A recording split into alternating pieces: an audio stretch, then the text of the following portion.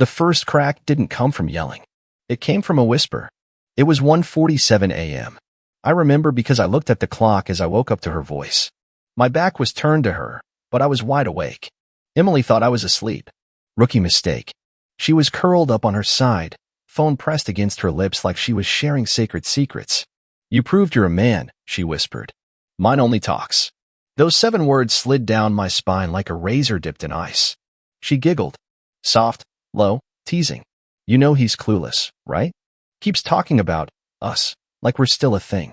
But don't worry, baby, he won't be a problem for long." I didn't breathe. I didn't move.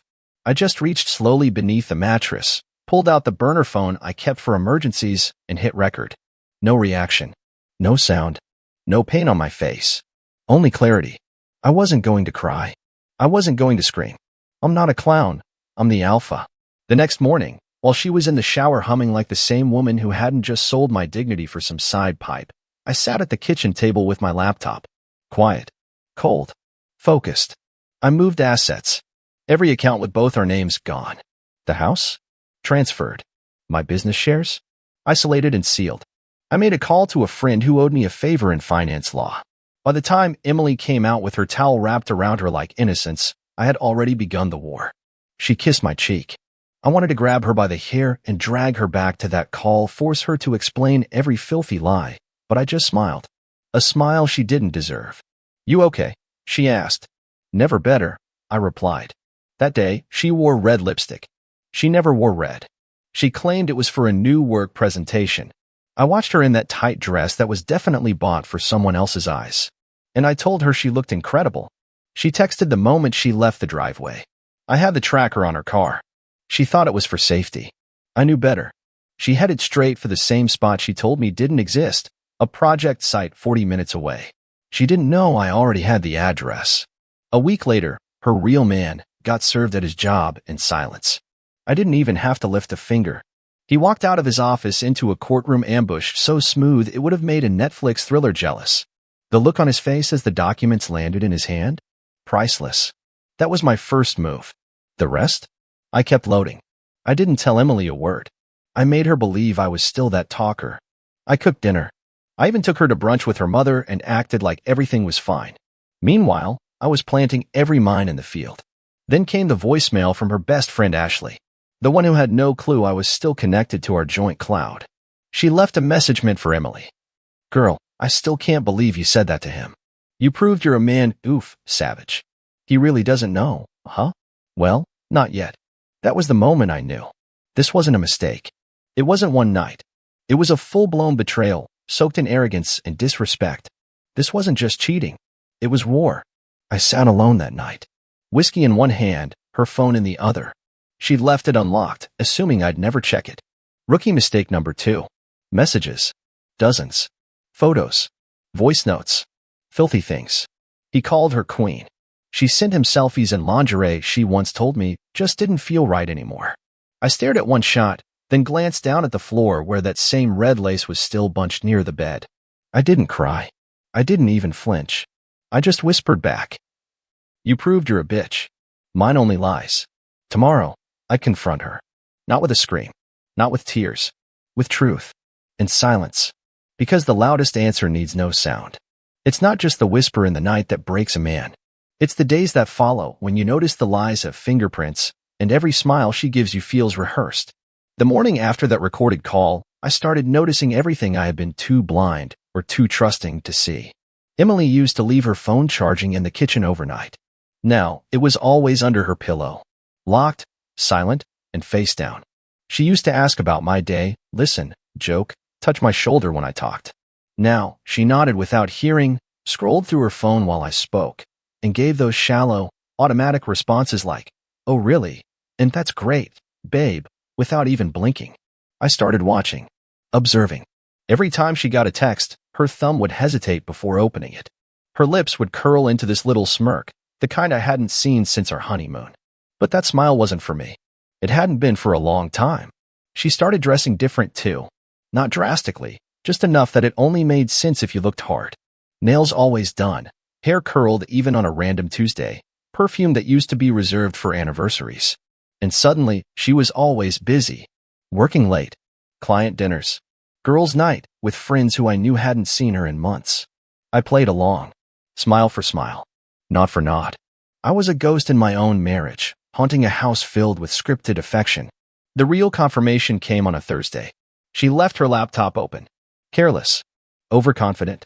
She must have forgotten I helped set up her email once. Used the same password for everything. I knew I shouldn't look, but I did. And once you open that door, you don't get to close it. The first thing I saw was a hotel confirmation. Under a name that wasn't hers, Samantha Lake. But the email was hers. Booked for 2 nights. King Suite. Downtown. Room service included.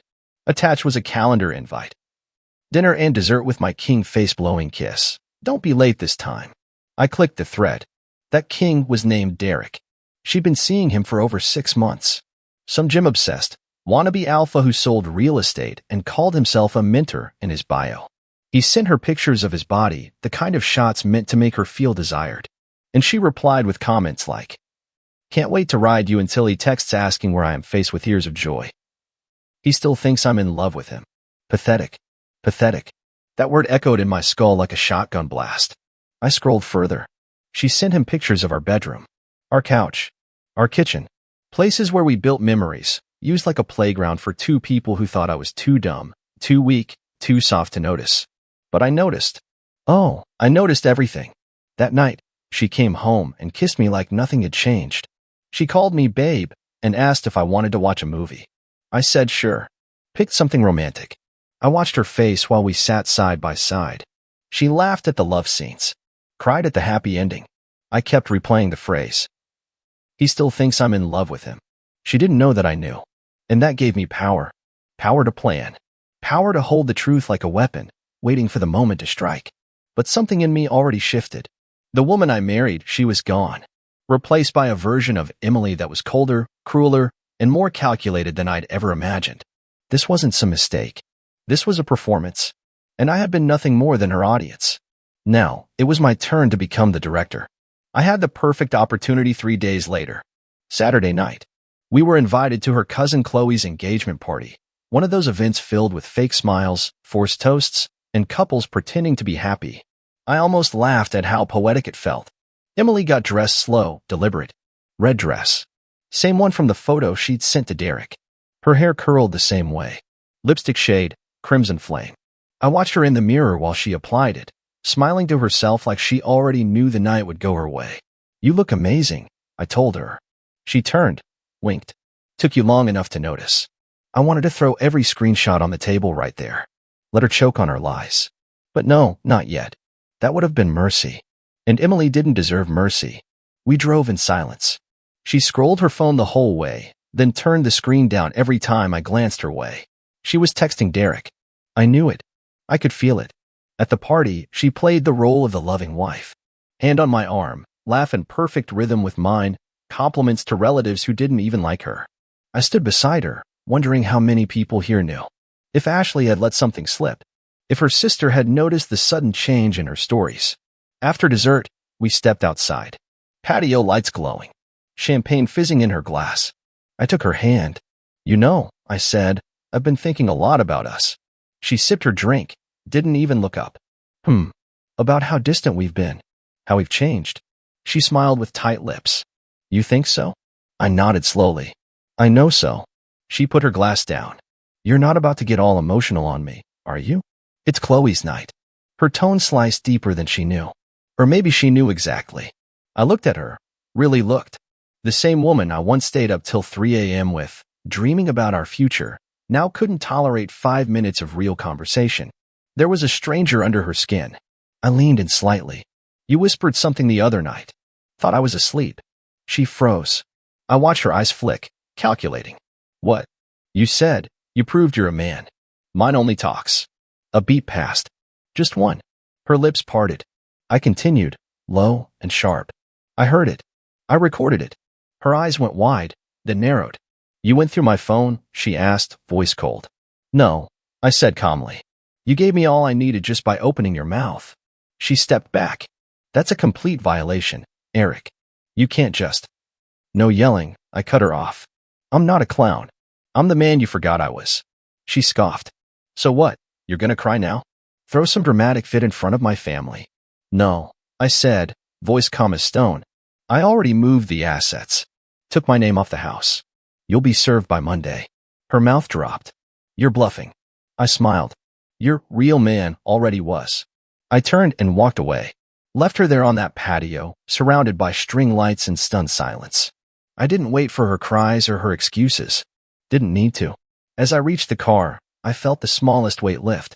Like the first brick had been removed from the wall she'd built around me. And for the first time in months, I wasn't the one being played. You always think you'll explode. You imagine catching your wife cheating and losing control, flipping a table, screaming until your throat burns, storming out like some dramatic movie scene. But the truth? It's quieter. Heavier. I didn't explode. I sank. After the confrontation at the party, I didn't go home. I drove aimlessly for 2 hours, headlights blurring into the night like ghosts. My phone buzzed 17 times. All her. I didn't answer. She sent texts. We need to talk. You don't understand everything. I made a mistake. Please. Mistake? No. A mistake is locking your keys in the car. A 6-month affair, recorded whispers, and red lace selfies in my house? That's not a mistake. That's a decision. I ended up at a motel just outside of town. Not because I had nowhere else to go, I had options. Friends. My brother. Even my lawyer offered a guest room. But I needed silence. I needed to sit with the wreckage. I sat on that stiff mattress and stared at the ceiling. I don't know how long. Time didn't matter. I replayed everything. Our first date. Our wedding. The night we slow danced in the living room after her mom died. Her tears on my chest. My promise to protect her. Always. It all felt like a cruel joke now. I thought I'd cry, but I didn't. The tears sat behind my eyes, locked up like prisoners waiting for a key that wouldn't come. Instead, I just felt hollow. Hollow and humiliated. How do you explain this to people? That your wife turned into a stranger? That the person you trusted most used your love as a weapon? That while you were planning anniversaries, she was planning hotel escapes with a man who probably couldn't spell commitment? She called again. I finally picked up. I wanted to hear how low she'd go. Her voice was soft, like I was some child she was soothing. Eric, please. Can we talk? You don't know everything. Try me. She sighed. It didn't mean anything. It was a mistake. I was lonely. You've been so distant lately, always working, always distracted. That was her angle. Blame me. Of course. You know what I've been doing while distracted? I snapped. Paying off your car. Building a business that you benefited from. Planning a future with a woman who was already planning her escape. She was quiet. You disrespected me in ways that aren't even about cheating, Emily, I continued. You enjoyed it. You laughed about it. You humiliated me in our own bed. I didn't mean to. You whispered into the phone like I was already dead. I cut in. I heard you. You proved you're a man. Mine only talks. You wanted him to feel like he'd won something. And me? You wanted me to stay dumb and blind. You were never supposed to find out. That line broke me. Not because it was cruel, but because it was honest. She didn't regret doing it. She regretted getting caught. I already filed, I said flatly. Check your email in the morning. Click. Silence. That night, I finally cried. Not for her. Not even for the marriage. I cried for the version of myself who loved her without limits. The man who believed in her more than she ever deserved. The fool who thought loyalty was mutual just because love was real. But as the tears dried, something else rose in me. Clarity. If she thought she broke me, she underestimated the one thing she never truly understood. I don't stay broken. You don't wake up one morning and stop loving someone. It doesn't flip off like a switch. It fades, like the last few notes of a song you used to play on repeat. You still remember the words, but they don't hit the same anymore. Sunday morning, I woke up in that motel room to the smell of old carpet and my own exhaustion. There was a message on my phone from Emily's mother. I don't know what happened between you two, but she's a mess. Please talk to her. Her mom. The same woman who called me the best thing that ever happened to Emily during our rehearsal dinner. Now asking me to fix her daughter's mess. I didn't respond. I needed space. I needed peace. But mostly, I needed to figure out what kind of man I wanted to be after this. Divorce was the obvious decision. That part was easy. But the hard part? What to do with all the love that had nowhere to go? The memories, the routines, the stupid inside jokes. What do you do when your life feels like a shared Google Doc she edited behind your back? I met with my lawyer, Jordan, Monday morning. Tell me everything you've got, he said. I handed him the flash drive. The recording. Screenshots. Emails. Hotel bookings. He didn't say a word. Just nodded, brows furrowing deeper with every click. You've got enough here to take the house, avoid spousal support, and make her boyfriend wish he never grew a beard, Jordan said. Want to hit back hard? I hesitated. Not because I didn't want to, but because I wasn't sure it would make me feel better. Just make sure she can't touch what's mine, I said. That's enough. He gave me a look. You sure? I nodded. I'm not here for revenge. I'm here for peace. But peace is a process. And the next part of that process was going back to the house. She was there, of course, waiting like a ghost at the door. No makeup. Hoodie. Eyes swollen like she finally figured out tears don't fix everything. Eric, she whispered. I walked past her without a word. She followed me into the kitchen. Please, can we talk like adults? I turned slowly. Adults don't lie like children. She flinched. I don't know what to say, she muttered. Then don't say anything, I replied. I grabbed the documents off the table. The copies. The receipts. The last pieces of this life I was tearing apart piece by piece. You're really doing this? She asked. Voice shaking now. Yes. After everything we've been through? I looked her in the eyes. That's the part that makes this worse. Because of everything we've been through. She stepped closer. I didn't mean to fall out of love with you. I almost laughed. That's the most honest thing you've said in months. Silence. You don't want to try counseling? Anything. I stared at her like she was a stranger in my home. You didn't cheat with your body, Emily. You cheated with your soul. There's no counseling for that. She started crying again. Real tears this time. But I didn't feel sorry. Not anymore. I had given her my heart once. She turned it into a game board. Now the game was over. I'll move out this week, I said, walking away. You can have the furniture. I only want what can't be touched. What's that? My dignity. That night, I booked a new place. Small apartment. Clean walls. No history. And I slept like a man who just pulled a knife out of his own back and finally stopped the bleeding. Fallout doesn't come all at once. It creeps in. You'd think after something like that, the affair, the confrontation, the divorce papers, it would be over. Cut and clean. But pain lingers in places you don't expect. In the quiet moments. In the smell of your old shampoo. In the damn coffee mug she bought on that weekend trip to Asheville. The morning after I moved out, I walked into my new apartment, still echoing from emptiness, and opened a box labeled bathroom. First thing on top? Her razor. Pink. With one strand of hair still tangled in it. I stared at it for a full minute like it was some cursed artifact from a past life. And just like that, rage came back. Not the kind that burns fast. The kind that simmers. The kind that wraps around your ribs and squeezes until you can't think straight. She hadn't even noticed it was gone. That's how much she cared. That's how disposable everything had become. I didn't throw it away. I tossed it into the dumpster behind the building with every ounce of force I had. Then I sat in my car and breathed. Long and slow. Fallout isn't always fire. Sometimes it's fog. 2 days later, Derek reached out to me. Yeah, him. He found my number, probably through Emily, and texted like we were going to have some bro-to-bro heart-to-heart. Didn't mean for things to go that far, man. Thought you two were already separated. If I'd known. I didn't respond. 3 hours later, another message. She didn't tell me the full story. She said you were abusive. That one hit me like a shovel to the chest. She told him that? The woman I stayed up all night with when her father died? The woman I supported through 2 job losses? The woman I never once yelled at, even when she lied straight to my face, told this roidhead scumbag that I was the problem? That's when I knew something deeper than betrayal was at play. It wasn't just about love anymore. It was about character. And Emily had shown me hers in full HD. I called my lawyer. She's spinning lies, I said. What happens if she goes public with that story? She'd have to prove it, Jordan replied. And based on the evidence you've got, she's got no shot. But I'll file a preemptive protection clause in the divorce just in case. I nodded. Do it. Because I wasn't about to let the world see me as the villain in a story where I'd been the only one fighting to keep the house from burning down. The next week was brutal.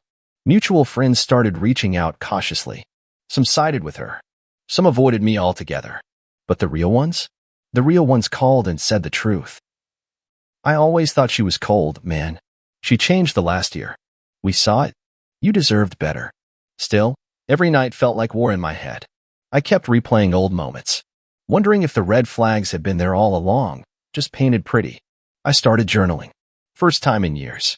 Not because I'm some poet, but because I needed to bleed somewhere without staining the walls.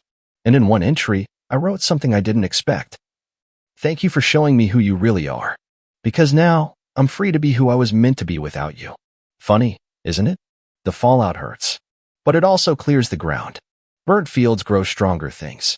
The thing no one tells you about rebuilding is that it doesn't start with walls. It starts with silence. Deep, haunting silence. That first week in my apartment, the silence was loud. No clinking of her heels on the hallway floor.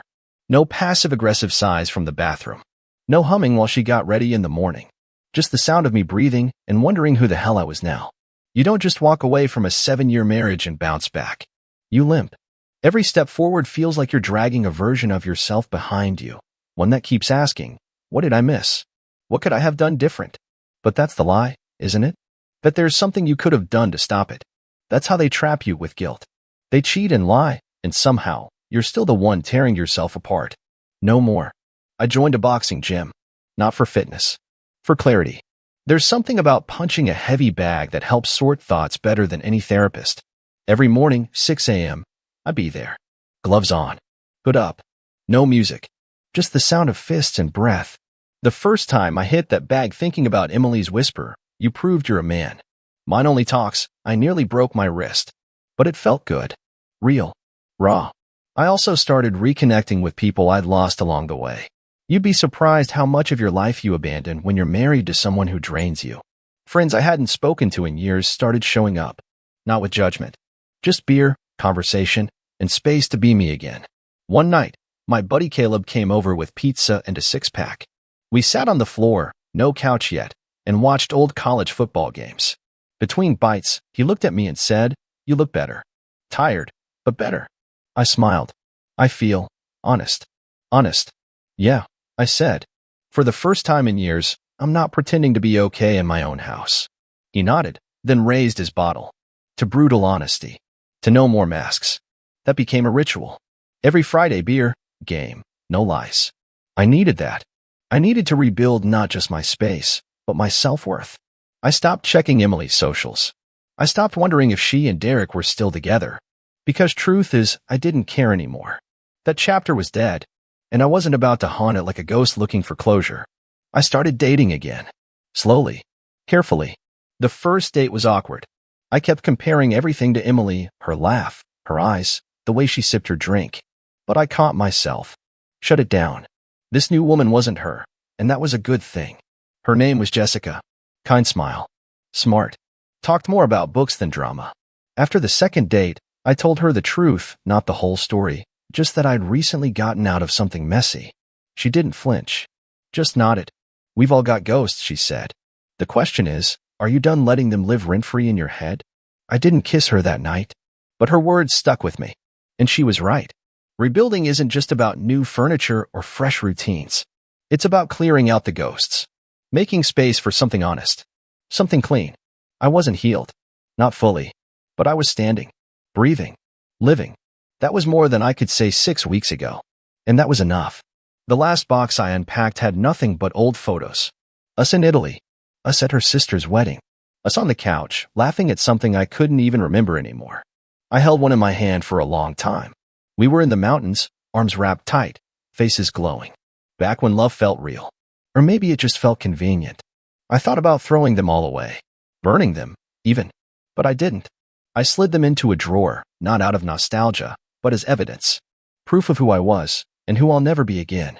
Closure doesn't come with a final conversation. It comes in waves, slow and unexpected. Like the time I walked past the candle aisle at the store and caught a whiff of her favorite scent, vanilla cedar, and didn't flinch. Or when our song played in a coffee shop, and I didn't leave. I just listened. Smiled a little. Then let it go. I didn't hate her anymore. Hating her meant she still had a piece of me. She didn't. She had her chance. She bet on someone else. Lied, disrespected, humiliated. And when the mask finally slipped, she wasn't sorry she did it, just sorry I found out.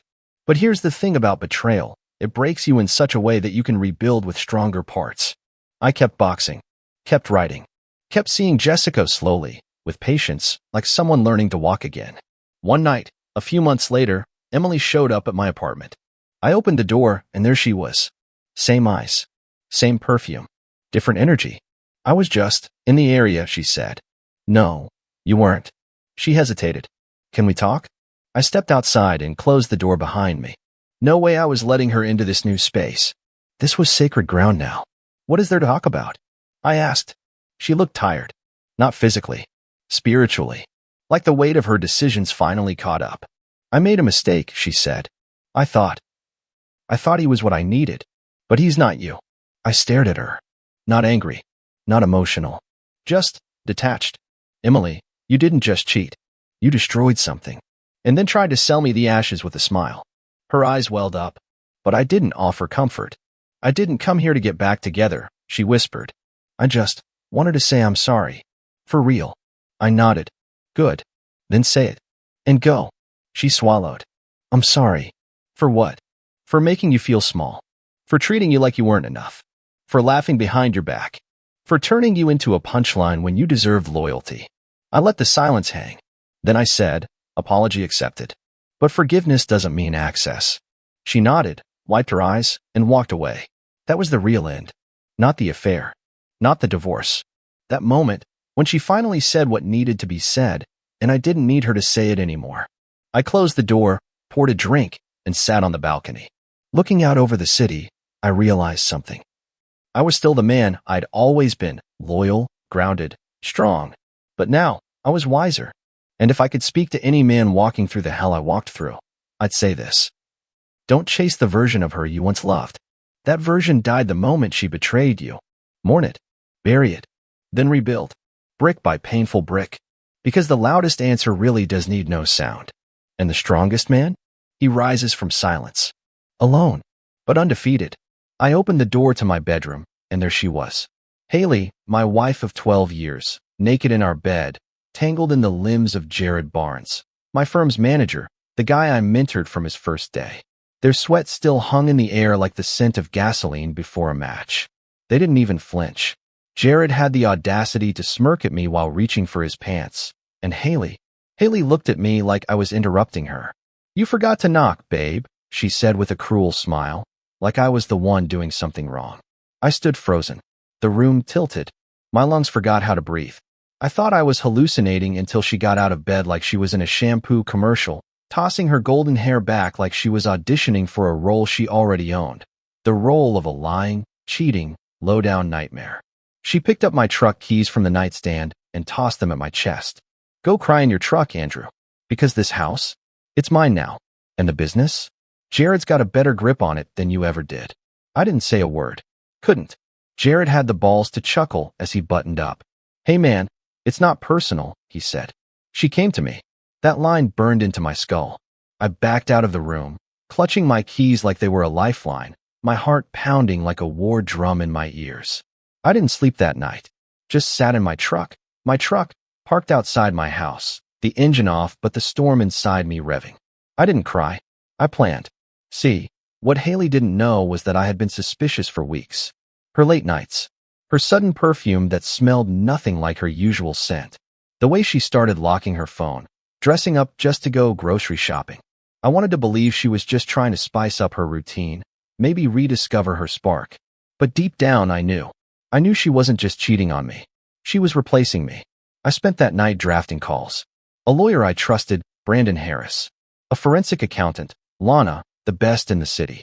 I had signed contracts. Paper trails. Silent agreements. Everything Haley thought she had her claws in. I had backups. I had loopholes. I had the patience of a betrayed husband with nothing left to lose. 3 days later, she woke up to a loud bang. Not from a gun. From steel against stone. I came back. But not like a broken man. I rolled in with a bulldozer. Literally. Right through the gate. I'll never forget her face. Haley came running out in a silk robe, Jared right behind her in gym shorts and no shirt. What the hell are you doing? She screamed. I stepped down from the machine like it was a throne. My lawyer climbed down next to me, cool as hell in a black suit. Brandon held up the documents. This property has reverted ownership, effective this morning. You're trespassing. You have 10 minutes to vacate. Haley's jaw dropped so hard I could hear her teeth click. You can't do this. Jared barked. I just did, I said.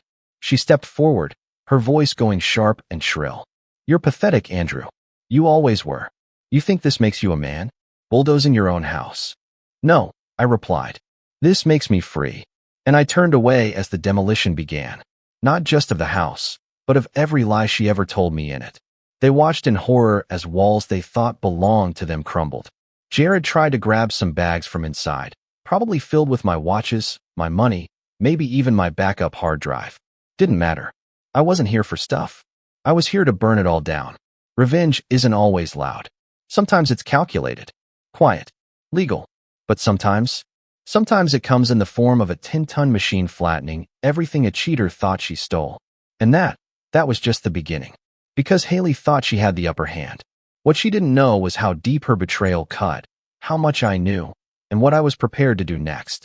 She thought she played the game, but I built the damn board.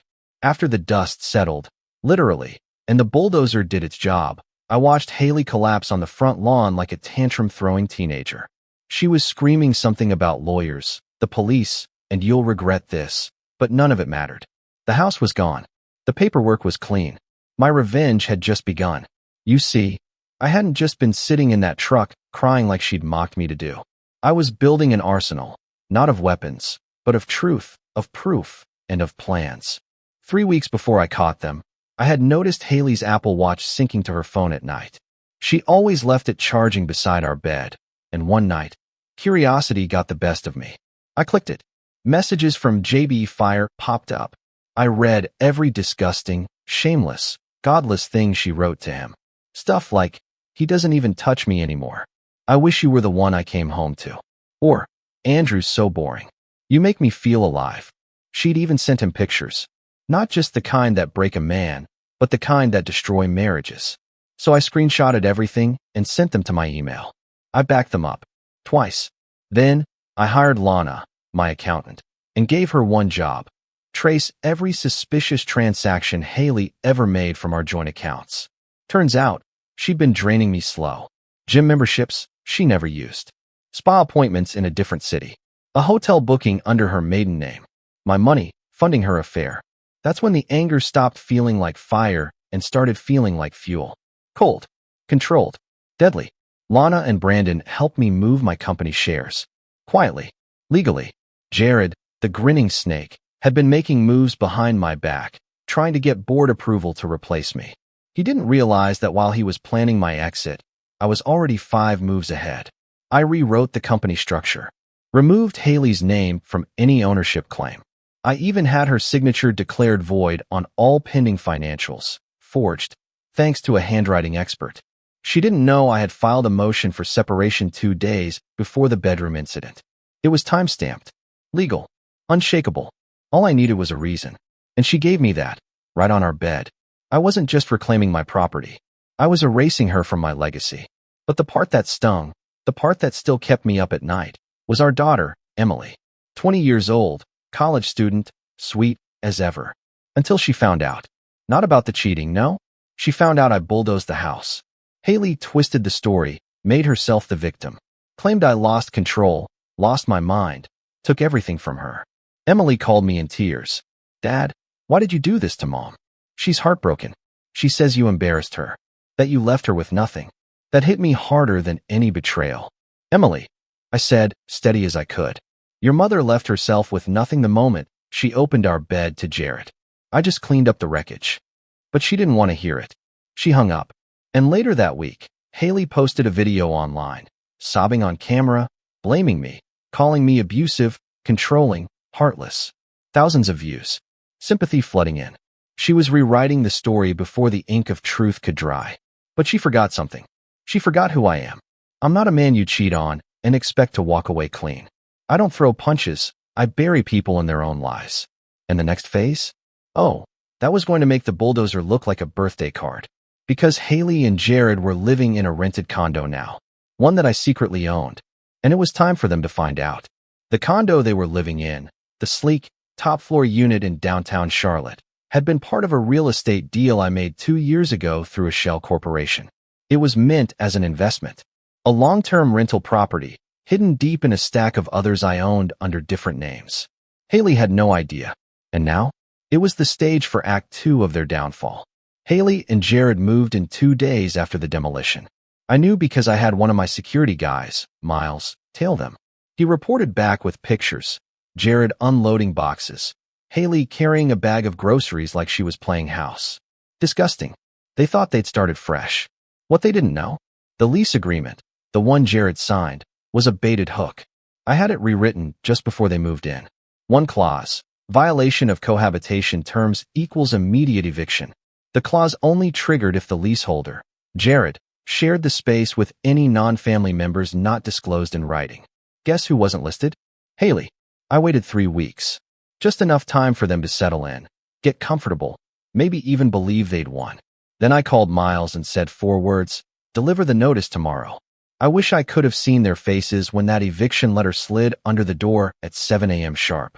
Bold, all caps, legal and cold. You have 48 hours to vacate the premises. Violation of Lease Clause 12b. Failure to comply will result in lockout and civil penalties. By 7:03, Haley was already calling me. I didn't answer. She sent a text. Are you serious? This is your place? You psycho. Then another. You're doing this because I hurt your feelings? Grow up, Andrew. That one actually made me laugh. Grow up? After you blew up our marriage for a manager with a gym membership and a fake Rolex? I ignored the texts, but I watched the footage. See, the condo had cameras in the hallway, legally installed and motion activated. The footage of Haley losing her mind, screaming at the mail slot, kicking the door, trying to call Jared's mom for a place to crash? Priceless. Jared tried to act cool about it. We'll just get a hotel, he said. This guy's obsessed. Let's call a lawyer. But lawyers couldn't fix this. Because while Haley was busy playing victim and Jared was Googling his rights, I was already 10 steps ahead. The moment they moved out, no hotel could keep them for long, not with their budget. I dropped the real nuke. I had Lana send over the financial report to both Haley and Emily. Full breakdown of everything she stole. The timeline. The receipts. The texts. No more lies. No more manipulation. Emily called me again. Her voice was shaking. Dad, is this real? I could hear her flipping through pages, trying to process that the woman who birthed her had not only cheated, but stolen from her future too. She took money from my college fund. Her voice cracked. You were telling the truth the whole time. I didn't say I told you so. I just let silence speak. Emily whispered, I want to stay with you now. That one sentence made every cold night in the truck, every moment of rage, worth it. Because I wasn't just fighting back. I was winning. But I wasn't done. Not even close. The final phase was already in motion. I had plans for Jared. For Haley. For every bridge they burned thinking it was just a shortcut. And next? Next, I was going to burn down the illusion of their perfect little love story. Publicly. Brutally. With receipts, lawyers, and one last bombshell Haley never saw coming. One thing about Haley, she loved appearances. She lived for social validation, constantly posting perfectly filtered photos, tagging fake locations, and writing those sickly sweet captions like, sometimes the best things in life come unexpectedly dizzied. Unexpected, huh? Let's see how she handled my next surprise. I sent the invitation on expensive, gold-foiled paper, hand-delivered by a courier. It was addressed to both Haley Mitchell and Jared Barnes. Inside was a formal invitation to a private executive dinner in honor of founders and partners of Mitchell Holdings. The name? Totally fake. The company? Didn't exist. But it looked very real. I even rented a high-end restaurant and made sure every detail screamed legitimacy. 5-star menu, wine pairing, RSVP only, black tie. Why would I do that? Because I knew they couldn't resist it. Haley would see her name printed in gold and believe she was still relevant. Jared would think he was getting a seat at the big boys' table. I also made sure they received it after their humiliating eviction. They were desperate for a win, for some scrap of recognition to hold on to. The plan was working. Haley posted a photo of the invitation on her story with the caption, "Finally some good news, clinking glasses, #bossmoves." I watched it all unfold with my lawyer Brandon sitting across from me. You're really gonna do it? He asked, sipping his coffee. I nodded. Every detail. The night of the dinner arrived. Haley and Jared walked in like royalty. Jared in a tux that didn't fit. Haley in a red dress 2 sizes too tight, wearing confidence like war paint. They looked around the room. Dozens of people were seated at candlelit tables, but none of them were eating. They were all staring, because every seat in that restaurant was filled with people I invited. Our board members, former colleagues, mutual friends, and most importantly, investors. And on the big screen at the end of the room, as soon as they walked in, I pressed play. It was a video, a compilation. Haley's text to Jared, her voice recordings, a screenshot of the hotel booking under her maiden name, a receipt for a $4,000 business expense on my corporate card, spa retreat for 2 in Miami. Jared's snide emails about pushing me out of the company. The whole affair. Timeline. Proof. Dates. Names. Haley froze in the center of the room. Her smile evaporated. Jared's face went ghost white. Someone in the audience gasped. Another whispered, "Oh my God." Haley spun around. "Andrew, you set us up? You psycho." I stepped forward from the corner. Calm. Measured. Holding a glass of wine I hadn't touched. "Correction," I said. "I exposed you. No setups. Just truth. You can't do this." Jared barked. "This is illegal." "No, Jared. What you did was illegal. What she did was betrayal. What I did was documentation." I walked to the front and nodded at Brandon. He stepped up and dropped folders on every table, legal copies of everything shown on the screen. "Ladies and gentlemen," Brandon began, "we invite you to see exactly why Mr. Mitchell removed Mrs. Mitchell from the company, the home, and the trust fund. This is not just a scandal. It's theft, fraud, and conspiracy." Haley screamed. Literally screamed. A sharp, hysterical sound that bounced off the marble walls. She ran toward me. "You think you've won? You think this makes you a man?" I looked her dead in the eye. "No, but it made me free. And that's better." Jared pulled her arm. "Let's go. Now." They stormed out of the restaurant like clowns without a circus, faces flushed, reputations shredded. I stood alone under the chandelier. And for the first time in months, I smiled. Not because I hurt them, but because I showed the world who they really were.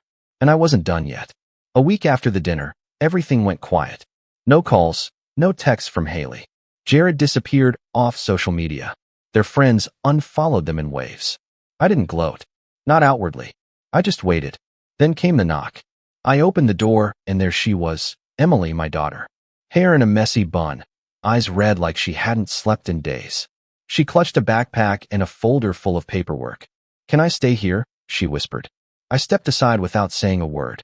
We sat at the kitchen table in silence for what felt like forever. Then she slid the folder toward me. It was full of legal requests. Pages and pages of property transfers, financial authorizations, signatures in Haley's handwriting. Only they weren't hers. They were Emily's. "She used me," Emily finally said. "She told me you were trying to cut us both off. That if I didn't sign these, we'd lose everything." My blood turned cold. I flipped through the pages, my hands trembling. Haley had forged a proxy.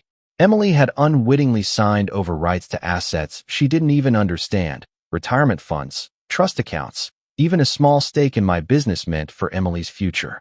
I looked up at her, my little girl, now a young woman, caught in a war she never chose. "She's my mom," Emily said quietly, "but I'm not blind anymore." I reached over and took her hand. "You didn't know? That's not your fault. I want to help you fix it," she whispered. "I want to make this right." That moment hit harder than any revenge ever could. It wasn't about Haley or Jared anymore. It was about protecting what mattered. I called Brandon and Lana the next day.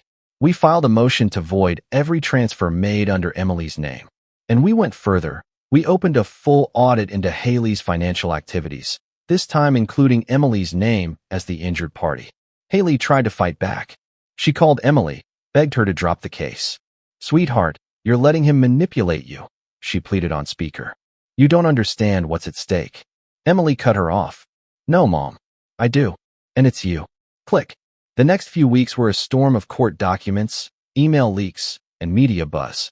Word got out. Turns out, Jared had other skeletons. An affair with an intern. A failed project he blamed on a junior partner, who had kept all the receipts. The board fired him. Quietly, but permanently. Haley tried to sue for defamation. It backfired. The judge laughed her out of the room when Brandon presented the footage from the dinner, the texts, and financial records. She left the courtroom in tears, makeup running, screaming that I'd ruined her life. No, she did that all on her own. And then came the twist I didn't expect. I got a letter, hand-delivered again. This time from my brother, Greg. Greg and I hadn't spoken in years. Old business disagreement, long buried. But Haley had reached out to him behind my back. Promised him a stake in my real estate properties if he testified on her behalf, saying I'd been unfit for years. Blood. Betraying blood. I stared at the letter in disbelief. It read, Andrew, I'm sorry. I didn't take her offer. I wanted to. God knows I could use the money. But I couldn't do that to you. She's poison. Inside the envelope, a voice recording. Haley, offering Greg money under the table, laughing about how easy it would be to paint me as unstable. I added it to the case file. She was sinking fast now. Even family was backing away. And I was just getting started. When Haley married me, she made a big deal about taking my last name. Mitchell sounds like success, she said at our wedding, gripping my hand like I was a golden ticket. I should have known then. It wasn't about love. It was about the name, the image, the climb. She wore my last name like designer jewelry, flaunted it at brunches, on business cards. In magazine features, she weaseled her way into by pretending to be my partner in the company. But the moment she got caught, cheating, stealing, manipulating, she twisted that name into a weapon. News articles started popping up. Haley Mitchell's shocking exit from luxury lifestyle. Wife of business mogul accused of corporate sabotage. And every time I saw Mitchell attached to her mess, it made my skin crawl. So, I decided to take that back too. Step 1. I filed a formal legal petition to strip her of the Mitchell name, citing reputational damage and fraud. My lawyer Brandon argued the case with icy precision. The court had no reason to deny it. Haley no longer had marital or business rights tied to me. Her reaction? Predictable.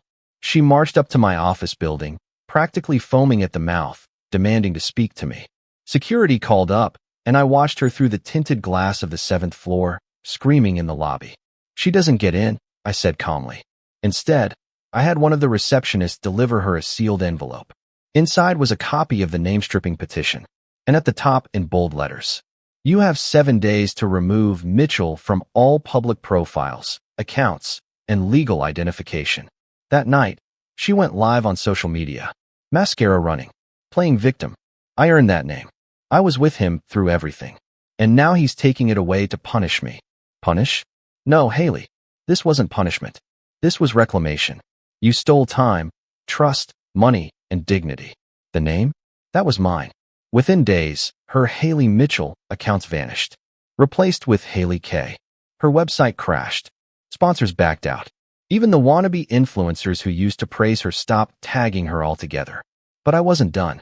While she flailed online trying to rebrand herself, I bought out the last remaining shares of a boutique fashion company she once tried to invest in, a side project she abandoned right before the scandal. Quietly, she had hoped it would be her backup plan if things with Jared fell apart. Well, they did. And now I own that too. I renamed it H. Mitchell and Company. Just for fun. And I made it all about empowering women after betrayal. The irony? She couldn't even sue. She no longer had the legal right to the name. I expected a reaction. A tantrum. A firestorm. But instead, silence. Days passed. Then a week. Then 2. No news. No posts. No sightings. Jared had apparently taken off to LA, trying to start fresh with some online crypto garbage. And Haley? She was gone. Until I got a letter in the mail. Handwritten. No return address. Just my name on the front in loopy, familiar handwriting. Inside 1 page. No apology. No explanation. Just 4 lines. You took everything. Even the part of me I faked. But I still have one thing left. You'll know when it hits. Was it a threat? A warning? A pathetic attempt at staying relevant? I didn't know. But something in my gut twisted. Because Haley never played fair. And when she had nothing left to lose, that's when she was most dangerous. That letter stayed on my desk for 3 days. I didn't touch it. I didn't show Brandon or Emily. I just stared at it like it was a loaded gun. You'll know when it hits. Haley was many things, a liar, a manipulator, a heartless opportunist. But she wasn't stupid. She knew how to cut deep. She didn't just burn bridges. She planted explosives and waited until you were halfway across. I checked everything. My bank accounts, my businesses, my legal documents. I had Lana go through every corner of my finances again, line by line. Nothing. Brandon assured me our side was clean, bulletproof. Still, I couldn't shake the feeling. Then it came. Emily burst into my office one morning, phone in hand, pale as death. Dad, you need to see this. A video. Uploaded to a gossip site. Grainy security footage, clearly taken from a hidden camera, my camera. In the footage, me. In my office. Pouring a glass of whiskey. Speaking on the phone. Saying things like, yeah, we'll bury her. I don't care how. Just make sure she's ruined. Clipped, edited, sliced to make me look like a criminal mastermind. The headline beneath the video. Andrew Mitchell orchestrated ex-wife's public collapse? Insider footage leaked. And at the bottom, a burner Twitter account that had posted it. Username @TruthForHaley. My heart stopped. It was fake. Obviously, audio spliced from dozens of real meetings, phone calls, probably pulled from those few times Haley had access to the building. But the damage was done. Comments exploded online. He's unhinged. Poor woman. No one deserves this. This guy needs to be investigated. I sat there, fists clenched, throat dry. She couldn't destroy me legally, so now she was trying to destroy my character. My name. I called Brandon. We need a digital forensic expert. Now. He was already on it. Within 48 hours, we had a full analysis. The video was confirmed manipulated. We traced the IP address back to a prepaid laptop purchased in South Carolina 2 weeks earlier. Guess who had been staying with an aunt in South Carolina? Haley. I gave Brandon the green light. We filed a cyber defamation suit, issued takedown orders, and more importantly, I went public. I sat down with a respected business podcast host, someone I trusted. No PR team, no filters, just me. I told the entire story, from the affair, to the financial theft, to the fake video. I didn't play the victim. I laid out the facts. Calm, cold, controlled. The interview went viral. Within hours, the tide shifted. People saw through her act. Old friends started reaching out. Sponsors who had pulled away now wanted back in. But what mattered most? Emily. After watching the interview, she hugged me. Tight. Longer than she ever had. You didn't let her break you, she said. You didn't stoop to her level. And that was the first time in months I felt peace. Until 2 days later. A letter arrived at the office. No return address again. Inside, a photo. Me and Emily. Laughing. At lunch. Taken from a distance. On the back, in red ink. You think you're safe now? That's when I knew. Haley wasn't just playing dirty anymore. She was going off the rails. And I had to end it. Not legally. Not financially. Not socially. Permanently. That photo, me and Emily laughing over lunch, clearly taken without us knowing, wasn't just a threat. It was a declaration. Haley had crossed a line I never thought she would. She'd gone from vindictive to unhinged. This wasn't about reputation anymore. Or even revenge. It was about power. Control. Obsession. I called Brandon immediately. She's following us now. We're hiring someone to. He paused. We're past legal retaliation. This is security now. I'm calling a friend at the department. By the next morning, we had a private investigator and 2 off-duty cops watching Emily around the clock. I also had my house swept. Found 2 hidden devices. One in a smoke detector, the other inside a lamp Emily had brought with her when she moved back in. Haley must have snuck them in while visiting just to talk a few weeks back. That was it. I was done playing chess. No more strategy. No more letting lawyers and documents speak for me. I had to finish this myself. So I baited her. I sent her a message from an anonymous number. 1 line. I know about the cameras. Meet me where it started. 1 hour. I chose the old warehouse, the first property I ever bought, long since abandoned. The place where we had signed our marriage papers over champagne. It was poetic. I parked, left my phone on record, and waited. 45 minutes later, she showed. Black hoodie, hair tied up, sunglasses. She looked nothing like the glamorous, perfect Haley she used to pretend to be. She looked tired, broken, and somehow still proud. She stepped out of the car slowly, eyes scanning the shadows. Took you long enough, she called out. I stepped from the dark. Why, Haley? Why not just move on? She laughed, short and sharp. Move on? After everything you took from me. I didn't take anything you didn't throw away. She stepped closer, her smile twisted. You humiliated me. You ruined Jared's career. You made me a joke. No, Haley. You did that. For a second, her face cracked. Just a second. Then the mask was back. You think you've won, don't you? She whispered. Everyone believes your version now. But the truth? It's always messier than the version people clap for. I've got enough truth to bury you in court for another 10 years. She shrugged. then do it. But you'll never feel safe again. Not really. Because people like me, we don't disappear. We haunt. That's when I hit play on the recording. Her entire rant, recorded. Clear as day. She lunged forward, tried to grab the phone, but I stepped back. Not this time. You don't get to twist it again. I left her standing there, screaming after me. Brandon submitted the recording the next day as part of the harassment case. The cops connected her to the planted devices. Within a week, Haley was arrested. Multiple charges: illegal surveillance, defamation, malicious stalking. And finally, silence. True silence. She tried to call Emily from holding. Emily declined the call. Twice. Then blocked the number. Jared? Vanished. Probably somewhere in California, trying to pretend none of this ever happened. The house. Rebuilt. The business? Stronger than ever. My name? Clean. But most importantly, I was free. Emily and I took a trip a month later, just the two of us. Mountains, no cell service. For the first time in years, I felt peace. And as I watched the sun rise over the hills, coffee in hand, I thought about what I'd learned. Never assume love makes a person loyal. Never assume a smile means peace.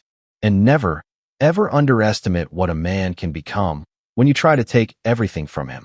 My wife and her lover tried to destroy me, but I buried them with truth, patience, and fire. And now? Now I live, while they fade.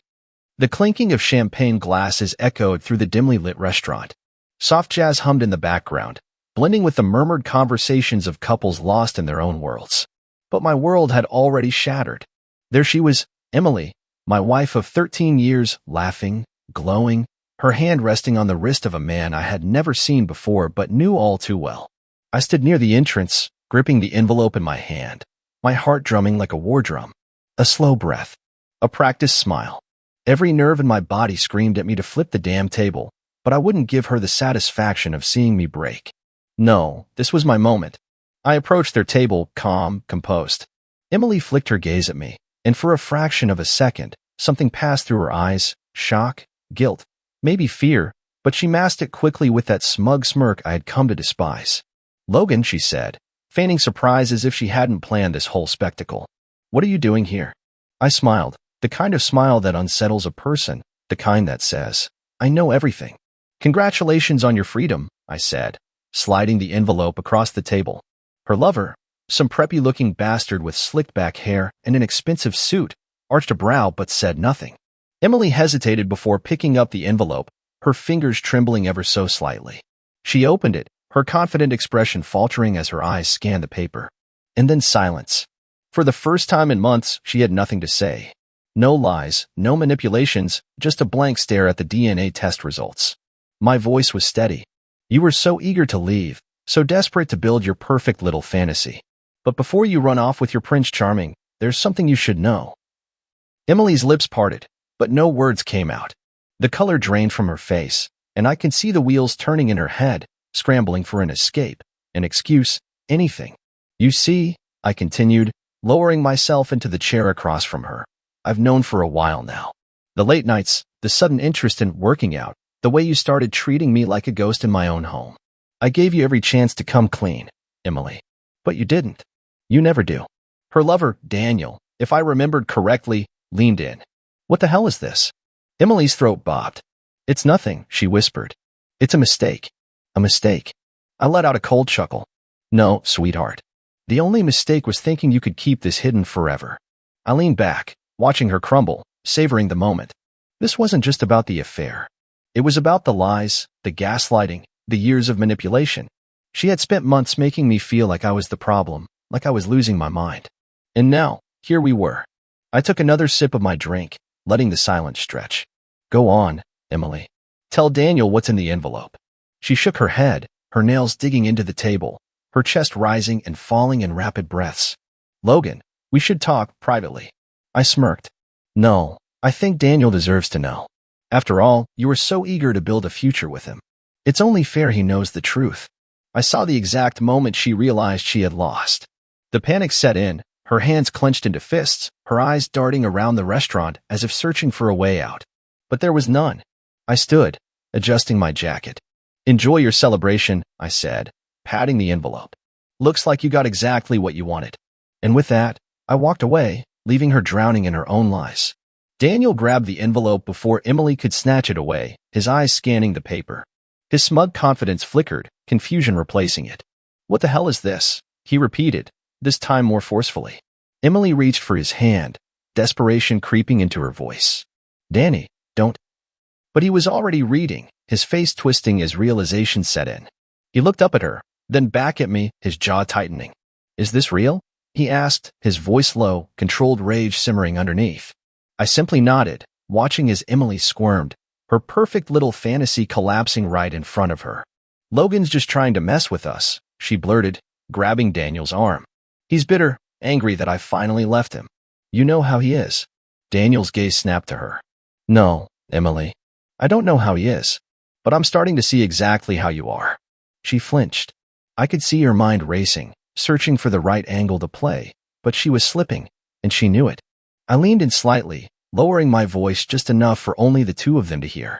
"You see, Daniel," I said, letting every word drip with satisfaction, "Emily has a habit of lying. She's quite good at it. Lied to me for months. Lied to you too, I bet. But this." I tapped the DNA test results. "This doesn't lie." Emily shot up from her chair, knocking over her champagne glass. It shattered against the floor, the sharp sound cutting through the murmurs of nearby diners. "You son of a—" "Careful," I interrupted, my tone still eerily calm. "You wouldn't want to embarrass yourself more than you already have." She was seething, her face twisted in frustration. I had never seen her like this, exposed, powerless. It was intoxicating. Daniel stood, his chair scraping against the floor. He stared at Emily like she was a stranger, his lips pressed into a thin line. "Tell me it's not true," he said, holding up the paper. "Tell me this is a lie, Emily." She didn't answer. She couldn't. Instead, she did what she always did when backed into a corner. She tried to turn the tables. "Logan, I knew you'd pull something like this," she spat, jabbing a manicured finger toward me. "You just couldn't handle me moving on. You set this up to ruin my night." I laughed, shaking my head. "Oh, Emily, you really haven't changed, have you? Still trying to manipulate your way out of everything." She turned back to Daniel, gripping his hands. "Baby, listen to me. He's doing this on purpose. He faked this." Daniel pulled away like her touch burned him. "Then let's do another test," he said flatly. "Right now. Let's prove him wrong." Panic flickered across her face. And that's when he knew. Emily stumbled over her words, reaching for another excuse, but it was over. She had lost. I straightened my jacket, letting out a long breath. "Well, this has been fun," I said, stepping back. "I'll leave you two to sort this out." With that, I turned and walked away, feeling lighter than I had in years. Behind me, I heard Emily's voice, sharp and desperate. "Daniel, please, just let me explain." But no amount of explaining could fix this. She had built a house of lies, and now it was burning down around her. I walked out of the restaurant, feeling the cold night air hit my face. For the first time in months, I could breathe. My hands were steady. My heart, though still aching, didn't feel like it was being crushed under the weight of her betrayal anymore. I didn't turn back. Whatever was happening inside that restaurant was no longer my problem. Emily could try to talk her way out of it, spin her stories, shed a few tears, but the truth was laid bare now. And the truth had a way of destroying everything. As I stepped onto the sidewalk, my phone buzzed in my pocket. I pulled it out. A message from an unknown number. "You think you won?" I didn't need to guess who it was. Emily. She must have grabbed someone else's phone since I had blocked her the second I signed the divorce papers. I didn't reply. There was no point. Another buzz. "You're pathetic, Logan. You always have been. That's why I left you." I smirked. If I had been weaker, maybe this would have gotten to me.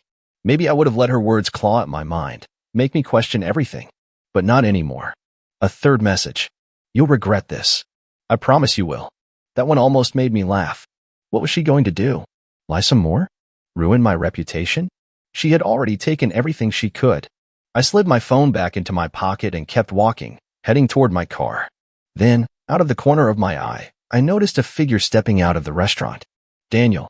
He was standing on the curb, phone in his hand, staring at the screen like he was trying to process something. Curiosity got the better of me. I leaned against my car, watching. He ran a hand through his hair, his shoulders tense.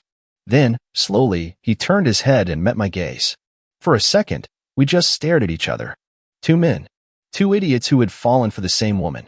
Finally, he walked over, stopping a few feet away. She's insane, he muttered. I exhaled through my nose. Yeah. He glanced back at the restaurant. She's still in there, crying, trying to tell me it's not what it looks like. He let out a humorless chuckle. It's exactly what it looks like. I studied him. He looked like a man whose entire world had just been flipped upside down. I knew that look. I had seen it in the mirror every day for months. She does that, I said. Lies. Manipulates. Makes you feel like you're the crazy one. He nodded slowly, rubbing his jaw. I thought she loved me. I shrugged. I thought the same thing. Silence settled between us. It was strange, standing here with the man she had left me for. But there was no anger anymore, no resentment. He had been just as blind as I had. Daniel exhaled, then reached into his pocket and pulled out his car keys. I think I'm going to disappear for a while. He glanced at me again. You good? I thought about it. And for the first time in a long time, I actually was. Yeah, I said. I am. He gave me a nod before heading toward his car. I watched as he drove off, leaving Emily behind. I got in my own car and started the engine. No regrets. No second thoughts. Just a clean break from the woman who had spent 13 years turning my life into a lie. As I pulled onto the road, the streetlights blurred past me, casting long shadows over the city.